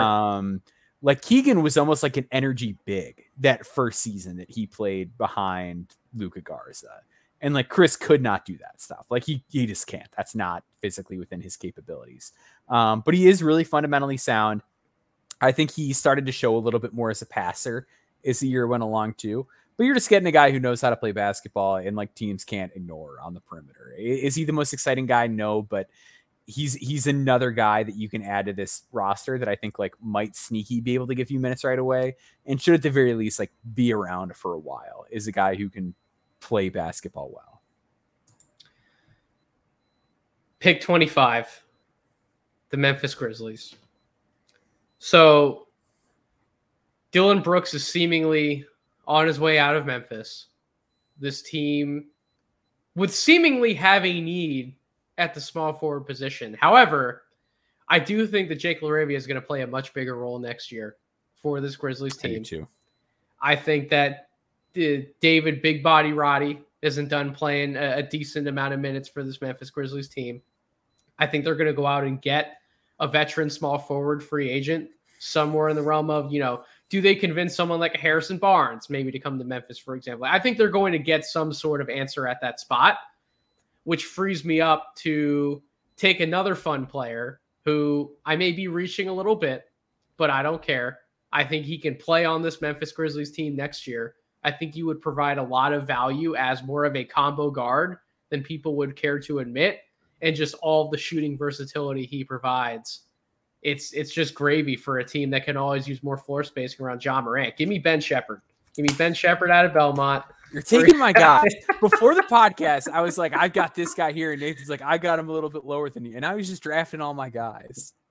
For the record, I had Ben Shepherd as my third guy that I had in line to take for the Memphis Grizzlies on my little big board. I had Chris Murray, I had Omax, and then I had Ben Shepherd. So that's kind of just where the chips fell. I thought about Dariq Whitehead for a hot minute here, but I just buy Shepherd's versatility and lack of injury concerns a little more for a Grizzlies team that, given everything going on with John Moran and given some of the injuries that have happened to the front court guys like Brandon Clark, Steven Adams, like I think this team needs stability, and Ben Shepherd would give them stability more so than I feel a Dariq Whitehead would right out of the gate in his rookie year. So that's why I went that direction. But Maxwell, I'm assuming by that reaction, you wanted to take Shepherd at 26 for the Pacers, but nevertheless, you have to go a different direction. So where are you going at 26? Yeah.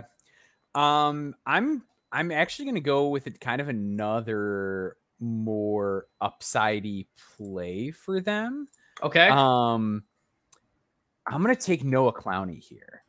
I love it. Because I think this is a team that still needs size, right? Like even with Jarris in the mix, you got Stick Smith, you've got Miles Turner, you've got Isaiah Jackson, but like they just play really small a lot of the time, and they need to like fill up that pipeline because I'm not really buying like Jalen Smith totally like being a player. I like Isaiah Jackson as a 5. Like I think they just need more big guys that could potentially play. And I think with Noah Clowney, he was the guy that I came away on my deep dive, like feeling pretty good about. Like this is a guy who contributed to winning. He's really thin, but he's still did a great job as a finisher, because when he cuts and when he drives, he goes hard. Like, he goes up really strong. He goes up ferocious. He has good touch at the basket. I do think the jump shot is A, better than the percentages, and B, in a really good place for a player, again, his size and his age at 6'10". So, again, another guy where like I don't have much like direct intel on him, but the stuff that's out there publicly seems to be really good. Like, he seems like a worker, a guy who cares about the game of basketball and getting better at it. Was a very young freshman and still just contributed to winning. And the other thing is too, like, he is another, just like in the same vein as Leonard Miller, a really high motor player. And even though a lot of his blocks came in transition, opponents shot 36% at the rim against him in the half court. Like, he does a better job of altering shots than I think he gets credit for. Yep. There's some feel stuff that's got to come around, but when you hear the stuff that like a guy is really bought into improvement and film study and things like that, I'm a bit more optimistic about that coming around. Defensively, I think he's a lot more theoretical in terms of the switching and that sort of stuff, but that's all very teachable. That's common stuff that guys work out once they get to the league in terms of defensive footwork and whatever. So I'm just looking to add more size and take another guy that can be a part of this really fun young core that the Pacers have rolling. And honestly, it's a team that's in a position to take some swings, right? Like, you're getting what we feel is a sure thing in Jarris Walker. You have multiple picks in this draft. You can take a swing like a Noah Kalani at 26.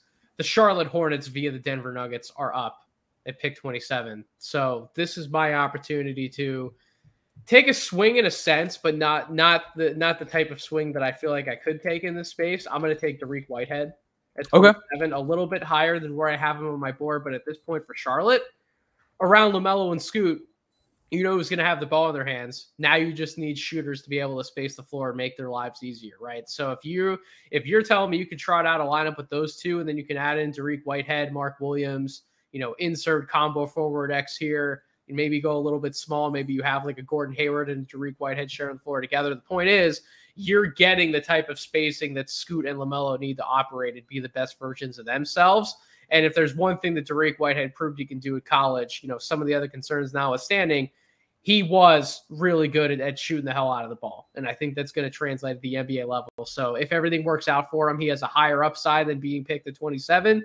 Even if some of the other parts of his game don't fully come together, this is still the type of wing that they will want to have in the future in Charlotte. So Dariq Whitehead at 27. Maxwell, you're making a third selection for the Utah Jazz here at pick 28. Who is your choice? Yeah, so the thing with the Jazz is they've got a lot of guys who are positionally big and positionally small. So I'm going to take a guy who is positionally just right. I'm going to take Jaime Jaquez because they don't have a lot of just like wing size guys. But on top of that, like we're taking we're sort of forming an identity for the Jazz, right? With these picks, you got Anthony Black, you got Cason Wallace, and now with Jaime Jaquez, like we're creating a culture of like, we have competitive guys with some nasty in them.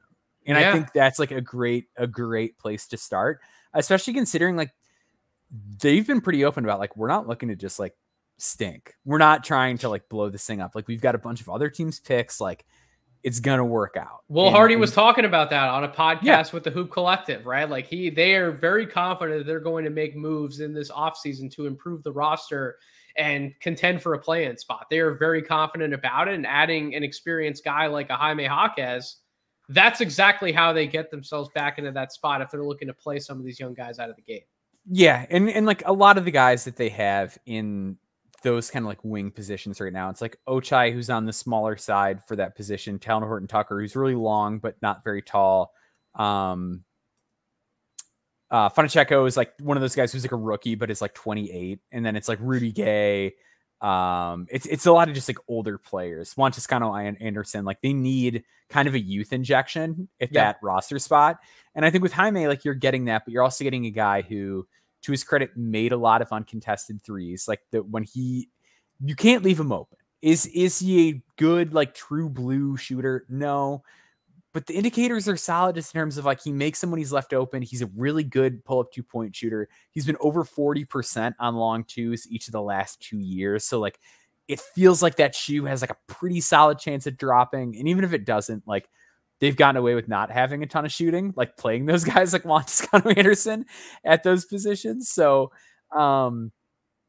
yeah, I think that there is a way for them to get something good out of him. And he plays a selfless brand of basketball. He really gets after it defensively. He's a little bit more athletic than he gets credit for. Yeah, he's going to kind of fit this culture that we're setting. So pick 29 for the Indiana Pacers. This team has offense in nearly every position.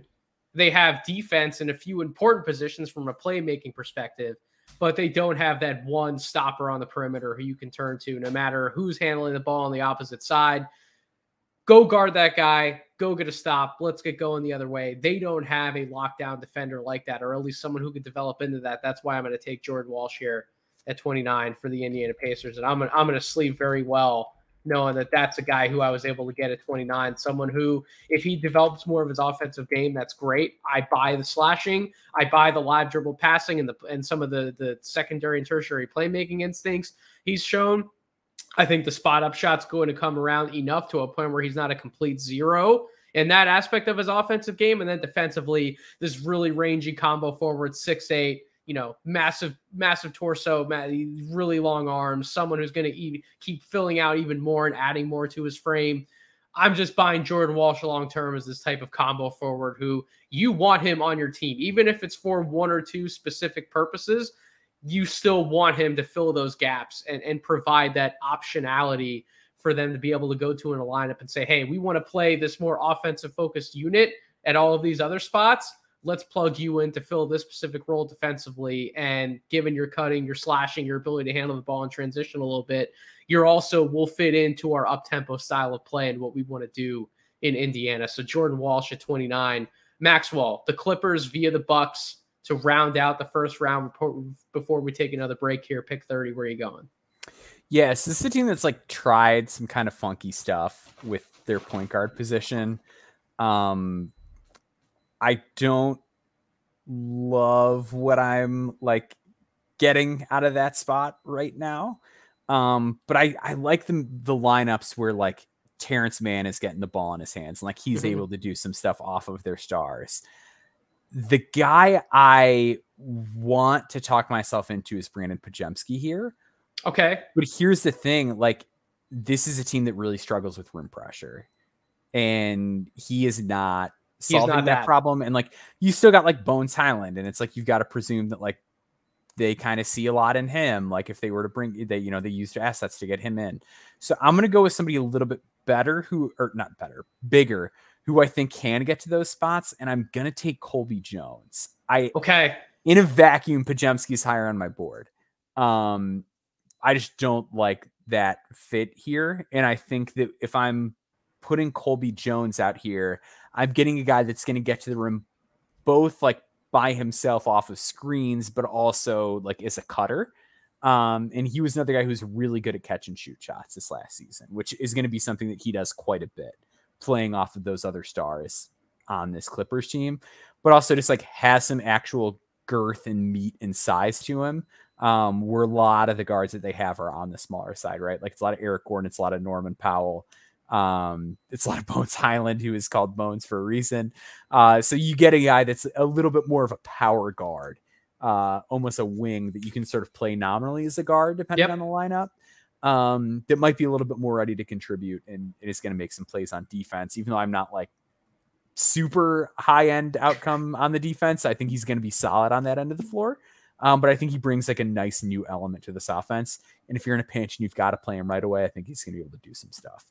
Colby Jones is a good pick at 30. That's great value. He could have went as high as, 24 to the Kings, 25 to the Grizzlies. I could have taken him there for a lot of the same reasons. I could have taken him to the Hornets. You could have taken him to the Jazz. He's just this really solid guard / smaller wing type of player who's going to make the right decisions on the floor, can handle the ball a little bit if the shot comes around. He is providing much more value than where you're getting him at pick 30. So I would agree that's the type of role player you want to find, as a contending team in the back end of the first round. We will take another break. When we come back, we are going to go through the full second round, go a little bit faster than what we've been doing as far as selection time in the first round mock, but nevertheless, we're going to provide the depth of this draft in the second round on Draft Deeper when we come back.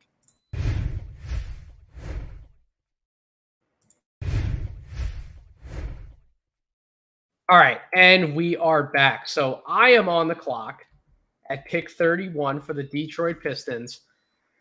Axel, I'm going to go off the board a little bit. Again, This is the second time I'm doing this. I'm going to take a reach. Andre Jackson. AJ. Ooh, okay. Introduce him into the mix for the Pistons. This team, listen, they need defense on the wing anywhere they can get it. If Jordan Walsh is off the board, why not get a guy like Andre Jackson, who is plugging a lot of those same gaps in the perimeter defensively, who's making decisions with the ball in his hand, someone who's not an active ball stopper. He's going to get out in transition, get the hit aheads from Cade Cunningham, Jay Ivey, someone who can even make some of those same lob passes in half-court situations to a big like a Jalen Duren, kick out to somebody like an Isaiah Stewart, Bogdanovich, Marvin Bagley, whoever's in that corner spot. I just like a lot of the chaos that Andre Jackson can introduce, or the agent of chaos and mayhem, as Tyler Rucker likes to call him. I just love the type of fit that could happen here with Detroit. It's a little higher than where I have him on my board, but if I am going to take him near the back end of the first or the early second, Detroit's a team where I think the fit makes a lot of sense. So you're taking another selection for the Indiana Pacers here via the Rockets Maxwell pick 32. I'm stopping the Brandon Podziemski slide here. And I know this is like a horrific roster fit. Like the last thing you need is another like guard lacking in size who's not athletic. But I think it gives you some wiggle room if you ever like want to make a trade, if you want to consolidate some assets and move something for somebody else. So I'm going to take Pods here. It's my classic rule. Like if there's a guy that you're like, that's an NBA player and it's the second round, you just take him. That's what I'm doing here. Speaking of slides, I want to take a different player here, but I think another slide has to stop.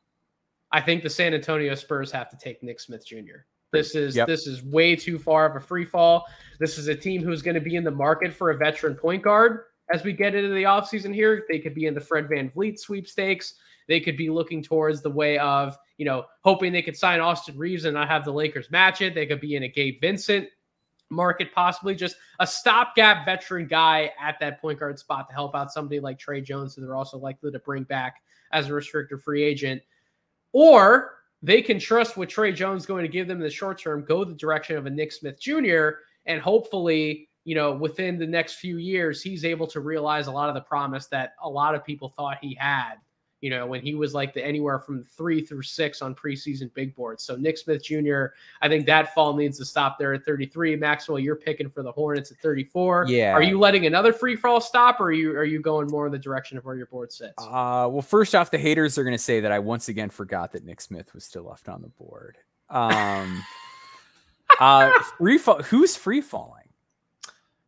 There's a guy named Gigi Jackson who is still on his descent down the mock draft. Yeah, if I'm Charlotte, I don't know that I'm like getting into the Gigi Jackson. So I thought about him at pick 27. The reason why I didn't choose him. Yeah, I thought about him for Indiana too. Charlotte has had no success developing these like really interesting combo type forwards / small ball big man. Like they've had no success doing it. So why would I throw Gigi Jackson into that same situation? Yeah, I'm going to give Scoot and Mark Williams just a guy who's going to space the floor around him. I'm just going to take Julian Strother. Okay. Again, I know there's defensive concerns. I know Charlotte is not a great defensive team in terms of just like personnel, but I'm really just buying like Mark Williams being a really good rim protector and kind of hoping that helps Strother get some things sorted out. But like, I just feel like Strother has to be like at least George Niang. You know what I mean? Like there's like all these shooters I keep thinking about where it's like, this is a guy that's like hung around the league and like played in games and has size, and like maybe they don't have the best defensive metrics. Maybe they don't make a ton of plays on that end of the floor, but like they stick and they can compete and play in some big games. And I think not enough has been made about the fact that he was in a very unideal role at Gonzaga. And like, I think it hurt his 3-point volume. I think it hurt his percentage because he had to take more off the dribble threes than he would have in a lot of other places. And I think people forgot how good of a cutter he is because the paint was a lot more clogged, because it was basically like Ben, Greg, and Timmy, Efton Reed and Timmy, Anton Watson and Timmy. It was all lineups where it was like two traditional bigs. And when he was out there at the stretch 4, he was really able to make his mark with that. And it's shown off that he's got this ridiculous floater. Like there's been some positives that have come out of it, but I think he just really knows how to play without the ball. And when we're building this team where you've got Scoot and you've got LaMelo, just having a guy that finishes plays at a high level can go a long way. I would have taken him at my next pick here, 35 for the Celtics via the Blazers. If you wouldn't have taken him, Maxwell, he's a top 35 player, top 37, 38 player to me pretty easily. I don't understand this free fall he's been taking in these mock drafts where you're seeing him, late 40s, 50s. I don't understand it at all. I'm with you. I think he's a good player. He's going to be a good player at a positional need across the league with legitimate wing size, the shooting ability. I'm buying all of it, but nevertheless, I can't take him anymore because you just took him at 34. So for the Celtics, I will go a different direction. I will go point guard because this team does need another point guard in the mix to help balance the offense out.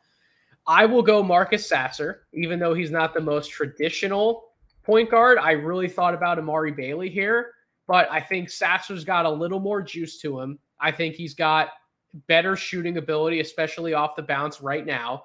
I trust his decision-making, and he's going to provide much more value, at least at this point defensively, than what Amari Bailey is going to give you at the very least in the short term. So I have Sasser much higher than this on my board. I actually have him inside the top 25. So getting him here at this point, 35 for Boston, that's a great value play for me. 36, the Orlando Magic. You're up.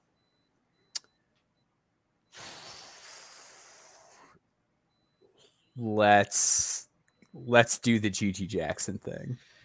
Okay. Which I know it sounds nuts because I'm the big don't take on too many projects thing.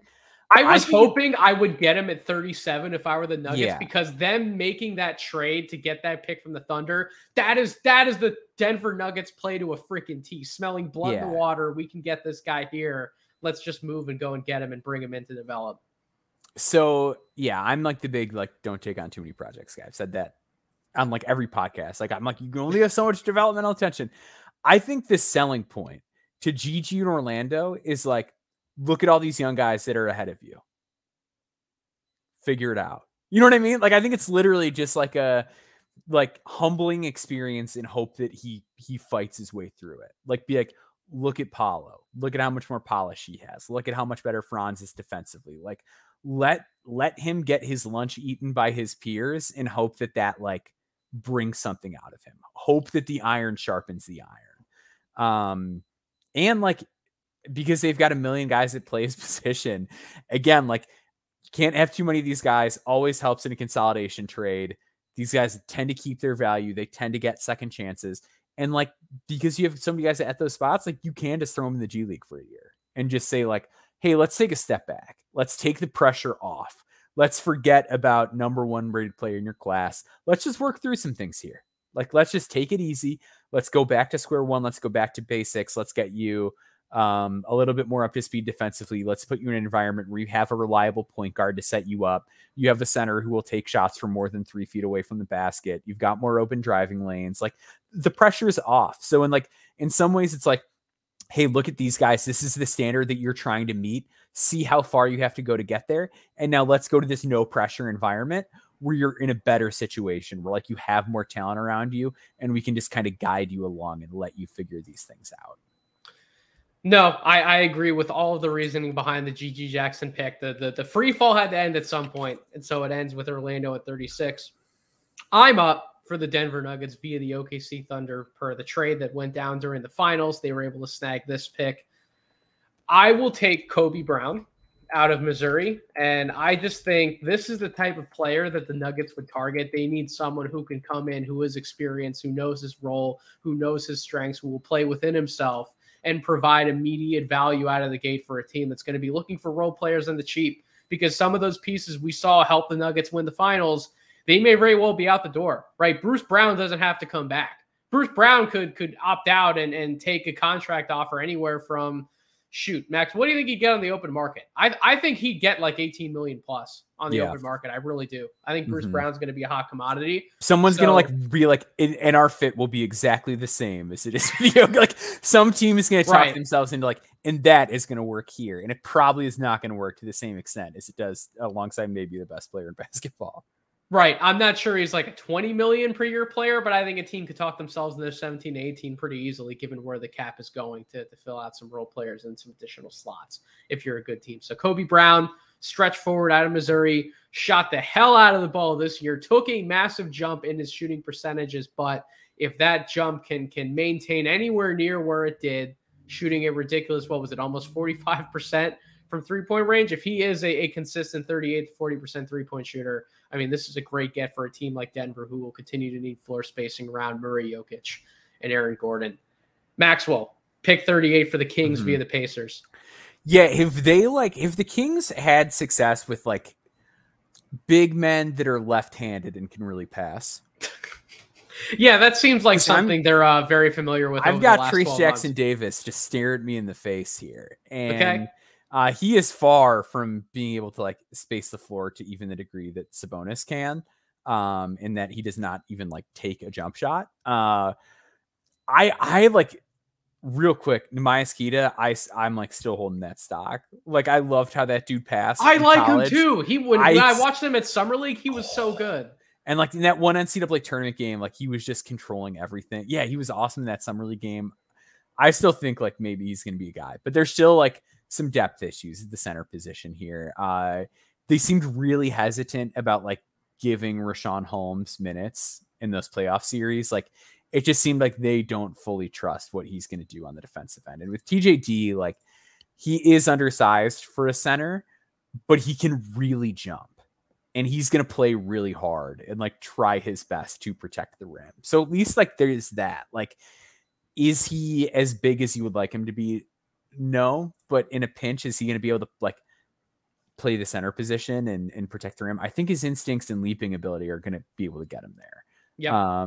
If he's a backup, he's going to be fine. But even then, like really good rebounder, really good putback guy, a guy that you can run similar stuff through. Like you won't have to change your offense if you sub out Sabonis and put in TJD, because he is a really good orchestrator and really knows how to move the ball. So I like that fit a lot here.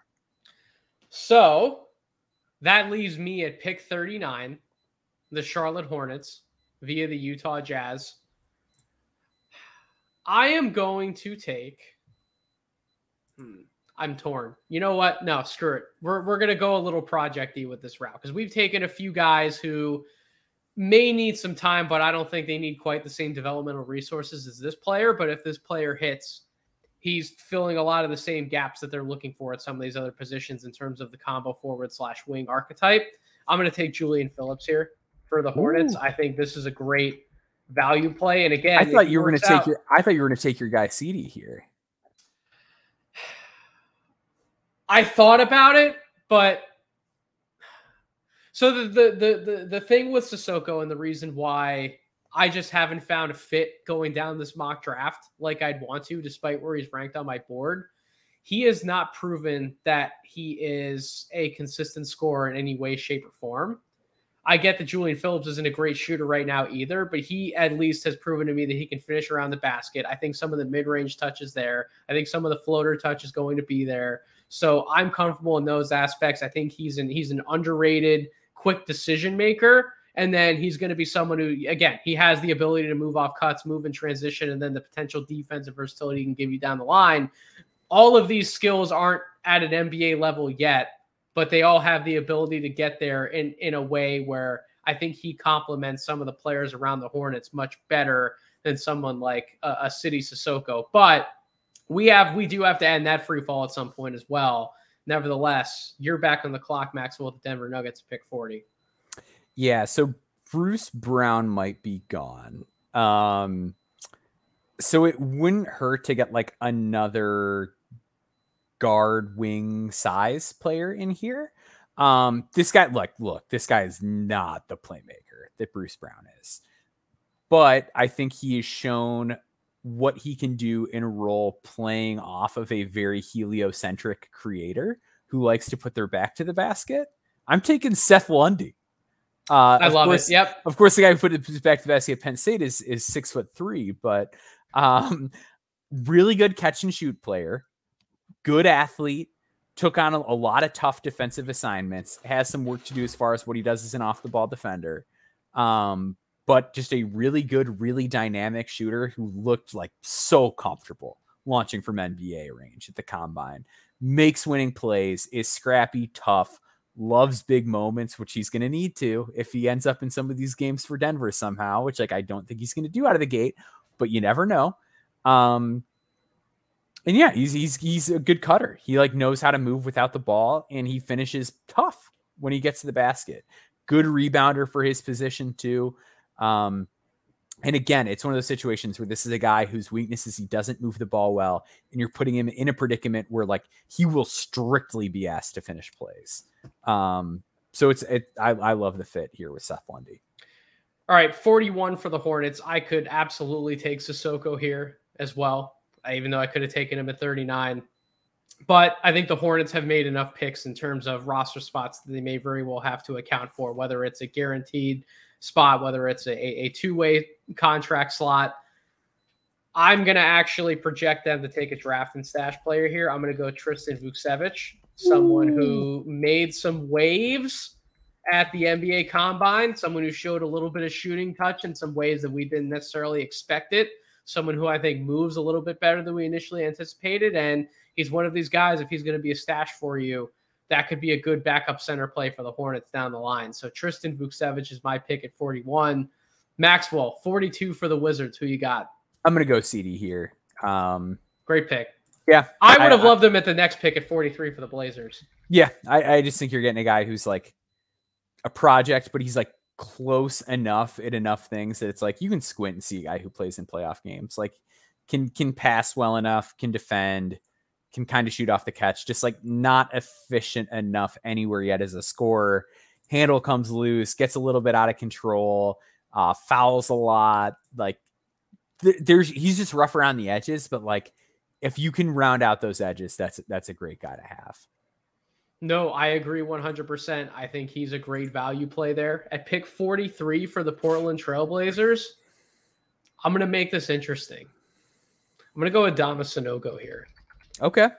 So my reasoning for that is that this team does need not necessarily more forward depth at this point, given what we were able to build out some of these bigger wings that I was able to take, like a Brandon Miller at 3, for example. Then I swung around and got Omax Prosper at 23. In getting a big like Sanogo, he offers some center backup to somebody like Nurkic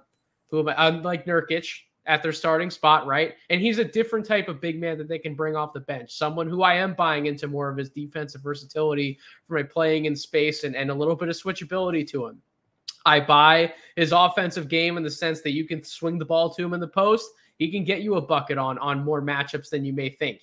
I think he's going to keep working on his jump shot and being able to space the floor. So he provides center depth for a team that needs it while also bringing you different tools out of the toolbox than someone like a Nurkic would. So give me Adama Sanogo at 43, Maxwell, 44 for the Spurs. Yeah, I'm struggling with this one. Like, I feel like there's a lot of guys that I'm looking at and I'm like, I kind of like the fit, but I oh, come on. You're not going to take your guy here for 44 at San Antonio? This is the spot, man. For my guy Mo? This is where you take Mo, 100%. Yeah. All right, let's do it. Let's take Mo Gay here. He was one of the guys I was thinking about. I love his personality. Like I really enjoyed speaking with him. Your interview is awesome. He really wants to be good. Like when I asked him the question about like, oh yeah, like your free throw percentage got 20% better, and he's just like shaking his head no. And he's like, I was still not a good enough free throw shooter this year. When I interviewed Justin Powell, like Justin Powell had really good things to say about him too. Like there is a belief that I'm willing to have in him. Is a guy that so here's the thing with Mogay. He is raw, but he still posted a 14% assist rate this year. I do think the jump shot is going to turn around. He was a good interior finisher. He's a good offensive rebounder this year too. Mm-hmm. He does need to get stronger, and he needs to hone his defensive instincts. I think if he can figure out how to play defense, which is this guy who's been playing basketball for 4 years. So like chill. If you're like, well, he can't play defense and we're drafting him. Well, he's been playing basketball for 4 years, and he's got a lot of great physical tools. This is a limber man who can get off the floor well, slides his feet well, has that soccer player background. if he can buy into being an energy guy, I think that gives him a pretty sick floor. As far as like, here's a big man with a little bit of passing stuff to him who can really move, and he's just going to compete night in, night out and get after it on the glass. If you can just get him to like bulk up, buy into playing defense, and like just motor, I think that can, like, even if he's not this like floor spacing athlete, like best can he be another version of Leonard Miller though? A guy who took a meteoric rise for a lot of the same reasons. Yep. Yeah, I think that's like kind of what you're hoping for, is like that, and then like, yeah, but he's just like a little bit bigger than Leonard. He probably doesn't have the same touch, but I think the vision is I can actually see him being a better 3-point shooter than Leonard. I actually think that can be in his bag. I wouldn't rely on it at higher volume, but in terms of, you know, he's able to take 1 or 2 threes a game out of like pick and pop type scenarios. I don't think he's dead meat on those shot types. I think that actually can be something he can do for you while adding in all the other Leonard-like elements. I'm down with it. So come on, that was the time where you absolutely make that pick for like Spurs, and like they could still use more big depth, right? And he's got the runway there as well. You don't have the same expectations around him, at least not yet. Maybe let's give it till at least year 2 before we start throwing a team. Like I saw Nick Wright on First Things First, his title pie the other day, his too soon title pie. He gave the San Antonio Spurs a 0.5% chance. I'm like, all right, I get that Victor's coming to town, but like, wait at least a year before you throw them on the title pie. So, well, what if Jokic wants to play with them? Oh my God! Just demands a trade. Yeah. All right, pick 45 for the Grizzlies. I am thrilled that I can get Amari Bailey here at pick 45. So that's exactly what we're going to do. Backup guard slot. Grizzlies will continue to need guys who can handle the ball, play that backup guard spot. You know, even past someone like a Tyus Jones. I think Amari Bailey would be a great pick for them at 46. Maxwell. At 45, excuse me. You're up with pick 46 with the Atlanta Hawks. Yeah, let's get Ryan Rupert in here. He has. Speaking of falls, he took an even bigger fall than City did. Yeah. I have no confidence in him like really being able to put the ball in the basket in a meaningful way. But like the work ethic reports are great. I very obviously am not a guy with sources in Australia, but the people that do have them seem to report that he's a good dude and a willing worker. So, I'll take Rupert. Like he's just a really good defender, and you hope that he becomes an okay guy as far as like shooting corner threes, because he can dribble, like kinda like if he's able to just space the floor from the corner and put the ball on the floor and make a read. And then on defense, he's locking down at the point of attack using his ridiculously long arms. Then that's an NBA player. I'm just not sold on the offense at all. So 47 for the Lakers. I get to make another selection for these fine boys in purple and gold. If I knew that Chris Paul was going to be a Los Angeles Laker, I would go a different direction with this pick, and I would look to add a little bit more depth on the wing. Similar to how we can't draft for James Harden being in Houston, I can't draft for the potential of Chris Paul being in LA. So I still think beyond that, they could add a little bit more depth in the backcourt. They can take a guy who's ready to come in and play some minutes right away, someone who gives them a little bit more flash and flair than initially anticipated, someone who can create his own shot, break other guys down, make plays for others. I'm going to take Adam Flagler here at a Baylor. I actually really like that pick for the Lakers to add some backcourt depth. So that's my selection at 47. Maxwell, you're up with the Clippers at 48. Back-to-back picks for the city of Los Angeles. That was another guy I was hoping to get. I'm taking all your guys tonight. I'm so sorry, Maxwell. No, that's fine. That's fine. So you did leave one of my guys here. Toumani Camara for the Clippers. This is a team that likes they're just like big athletic forwards who can defend and like allow them to play positionally bigger than their opponents.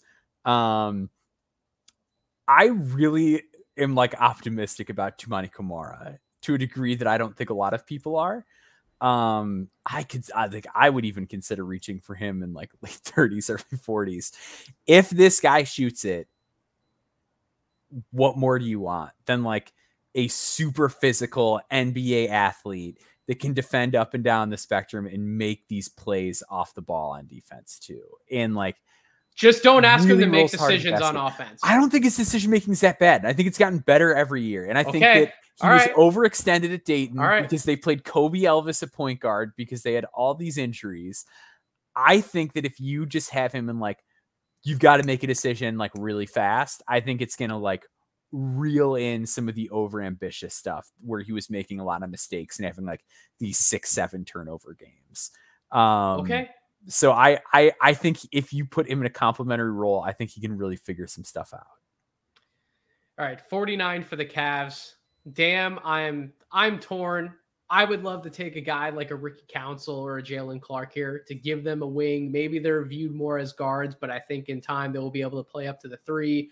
The type of defense that they could give this team, a team that already has a really solid defensive foundation, but out of good conscience, I cannot give them another potential wing who doesn't shoot. So I will give them one who does, and I will give them Landers Nolly out of Cincinnati. Great. I will make that pick. That pick to me just makes a lot of sense from an off-ball perspective, gives them everything they'd want from that position in the smaller role. Maybe he's not the starter caliber wing, but someone you're bringing off the bench to fill that slot. Absolutely. Landers Nolly at 49. Maxwell picking for the Thunder at selection number 50. Yeah, so we've talked a little bit about the Thunder and the issue that they have as far as like their rebounding goes and like needing just a center who is center size. And like Jalen Williams, you know, he had a very admirable season. I'm not sure that he's like a real deal answer long term. He is very skilled. They love their guys that can pass. He's just kind of short. And like, do you want to rely on a guy taking charges as your rim protection in a playoff series? So I'm going to give them a guy who has center size and still fits that like passing mold that they like. I'm going to take Colin Castleton here. I just think this is a guy who's like very clearly a backup NBA center. He's tough. He can really defend. He can finish plays. He can move the ball. Wow. Great pick for the Thunder. Holy smokes. That's going to jump out at some people who weren't expecting Castleton to be drafted. I think he is draftable. Someone's going to draft him.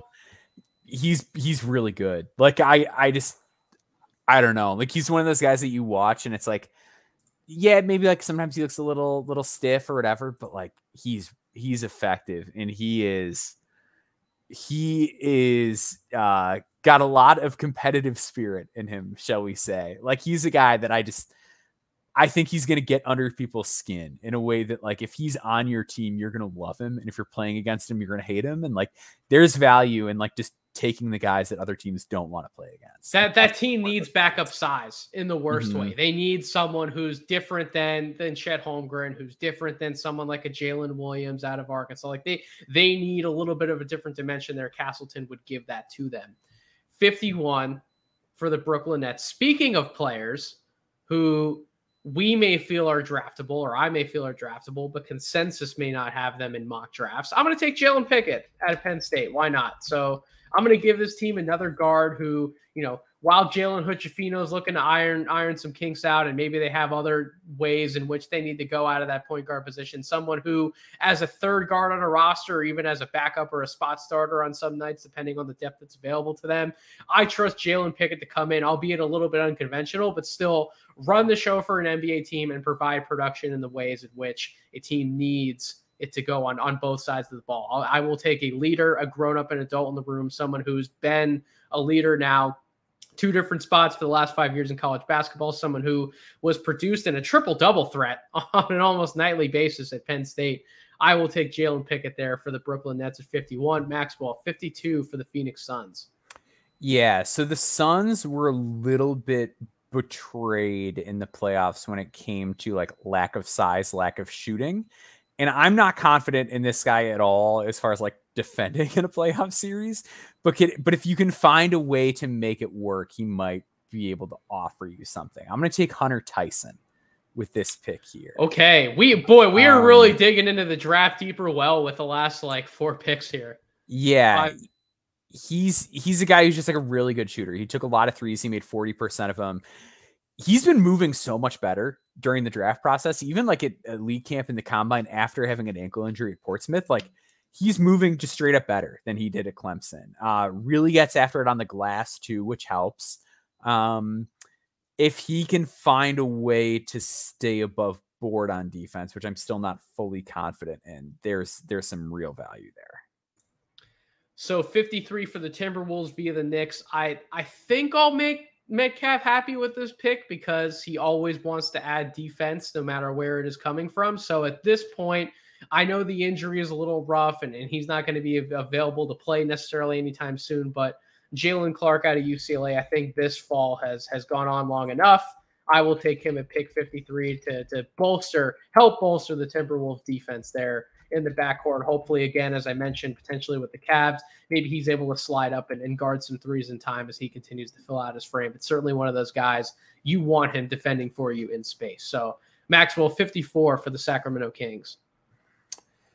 Yeah. Let's kind of keep moving with like the let's find some forwards train. Okay. Let's try Jalen Slauson.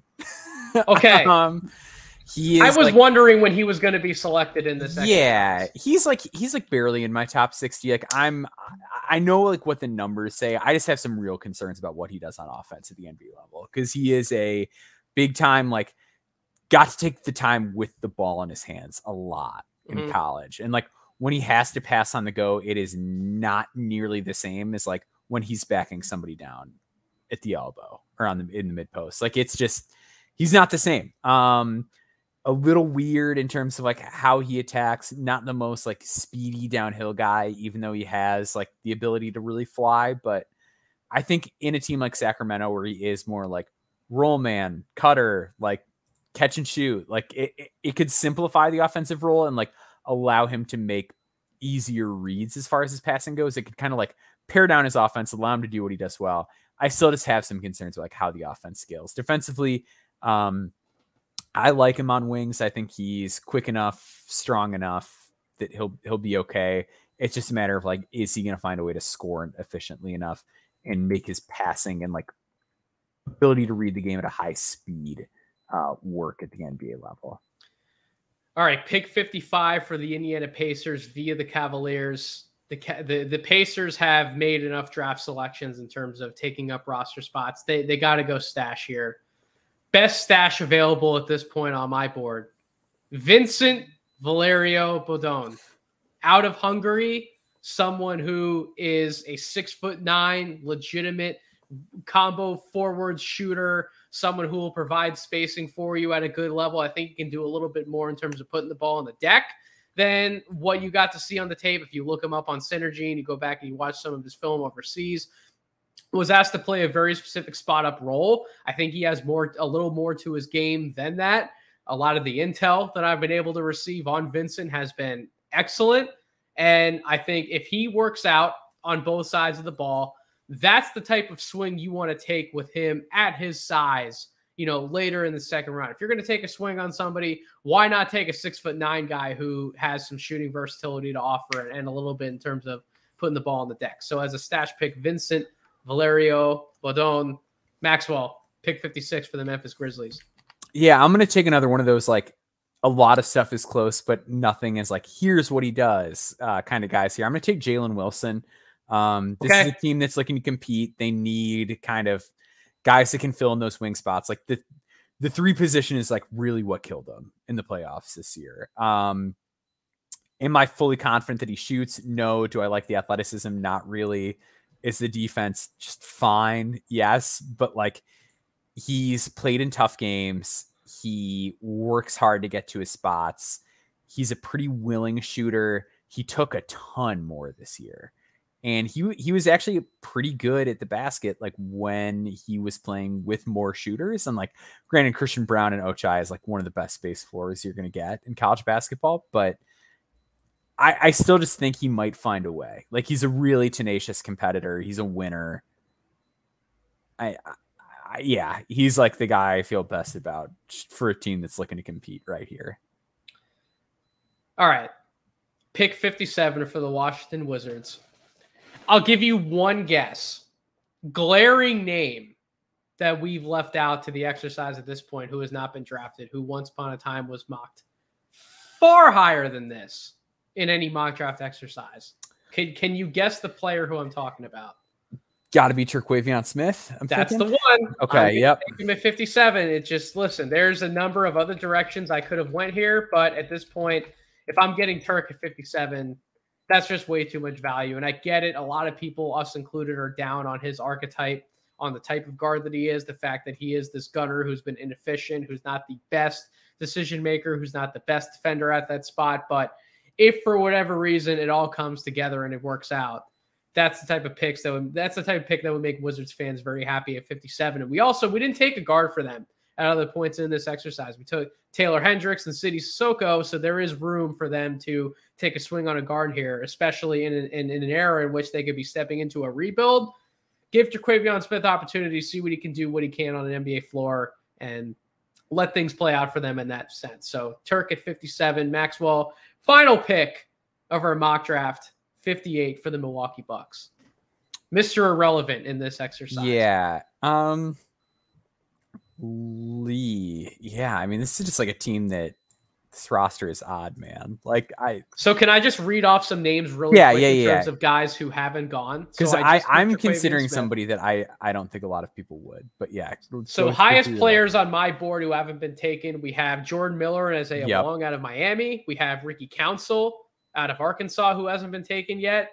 We have Imani Bates out of Eastern Michigan, Jay-Z and Gortman, Chris Livingston out of Kentucky, and Mike Miles. Those are the guys who I have rated the highest on my board who haven't gone yet. Are you thinking of any of those names to be taken? Yeah. I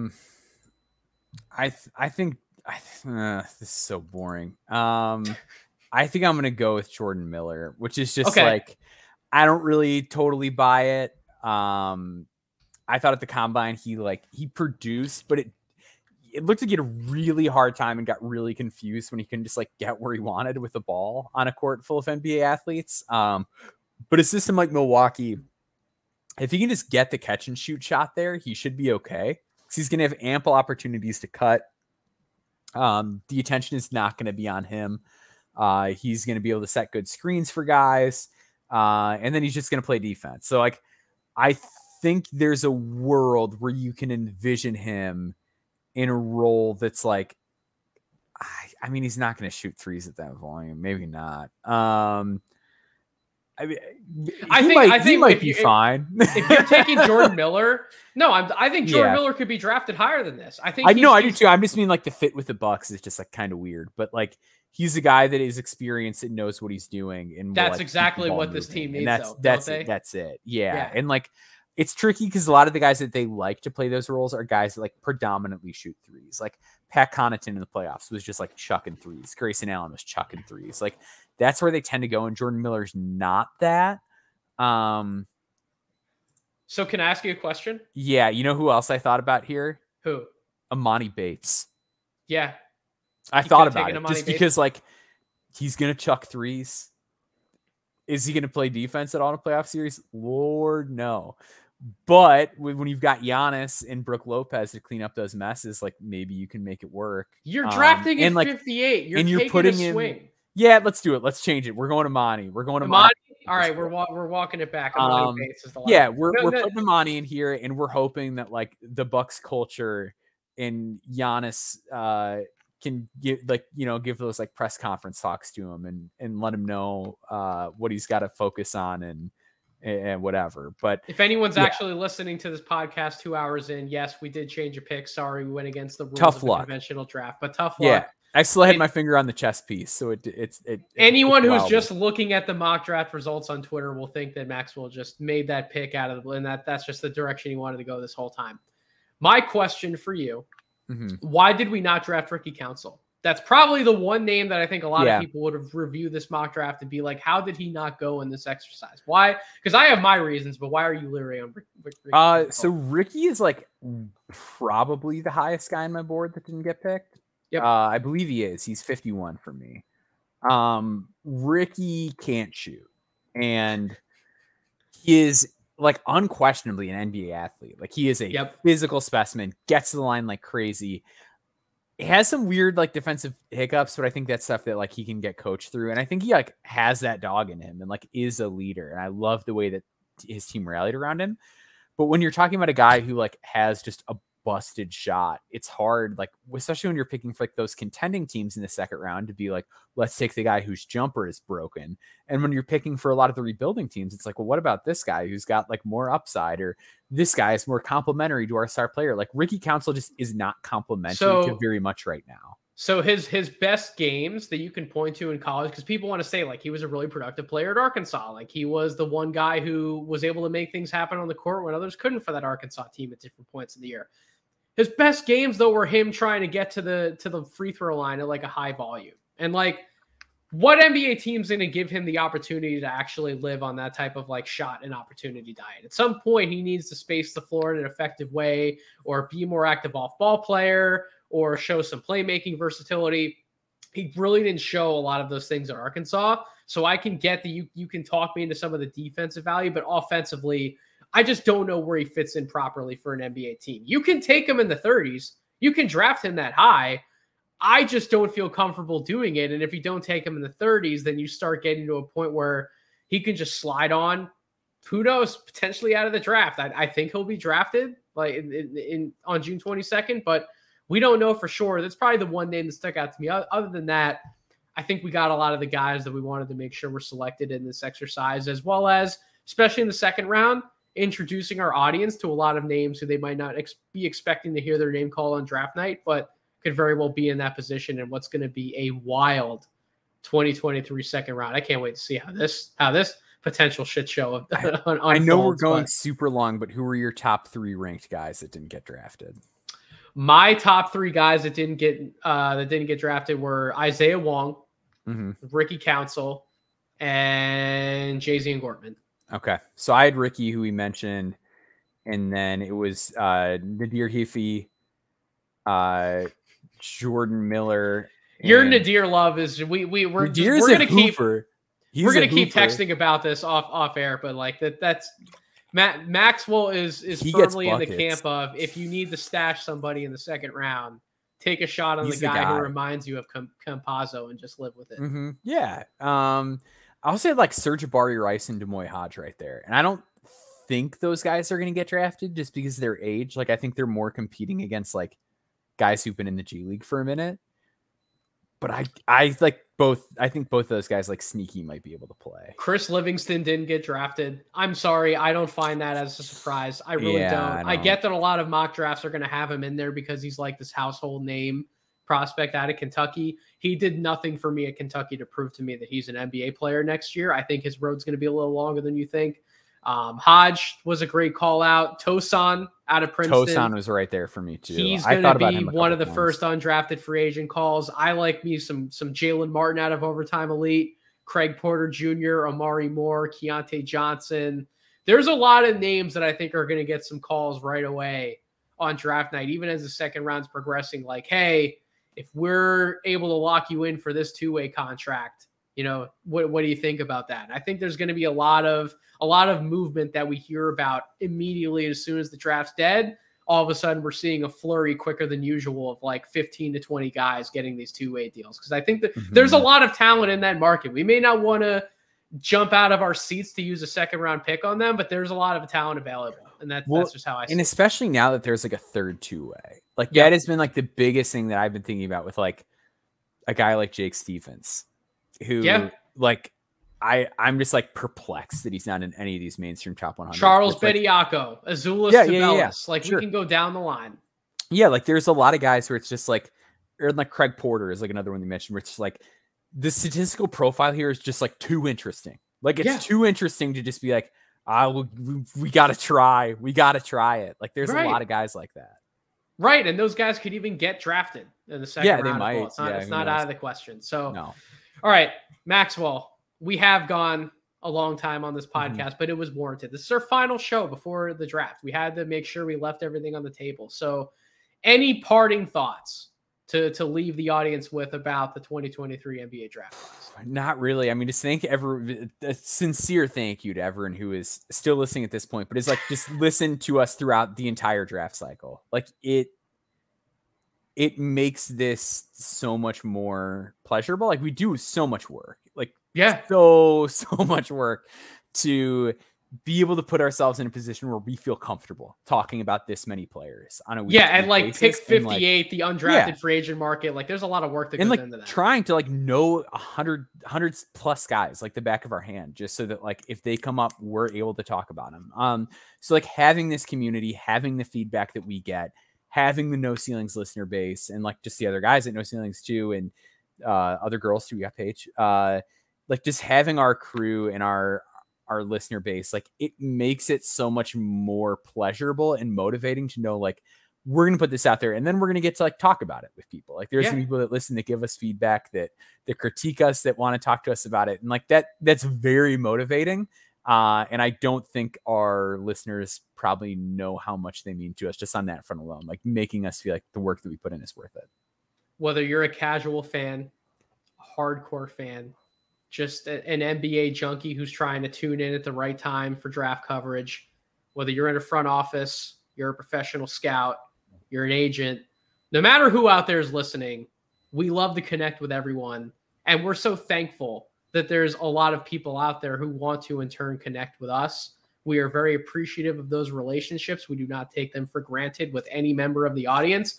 And so I want to echo that sentiment of Maxwell's, that we're just that thankful to have a community that engages with us as much as the top 5 picks of the draft, as, you know, pick 58, the undrafted free agent market. We love talking about any player that we possibly can.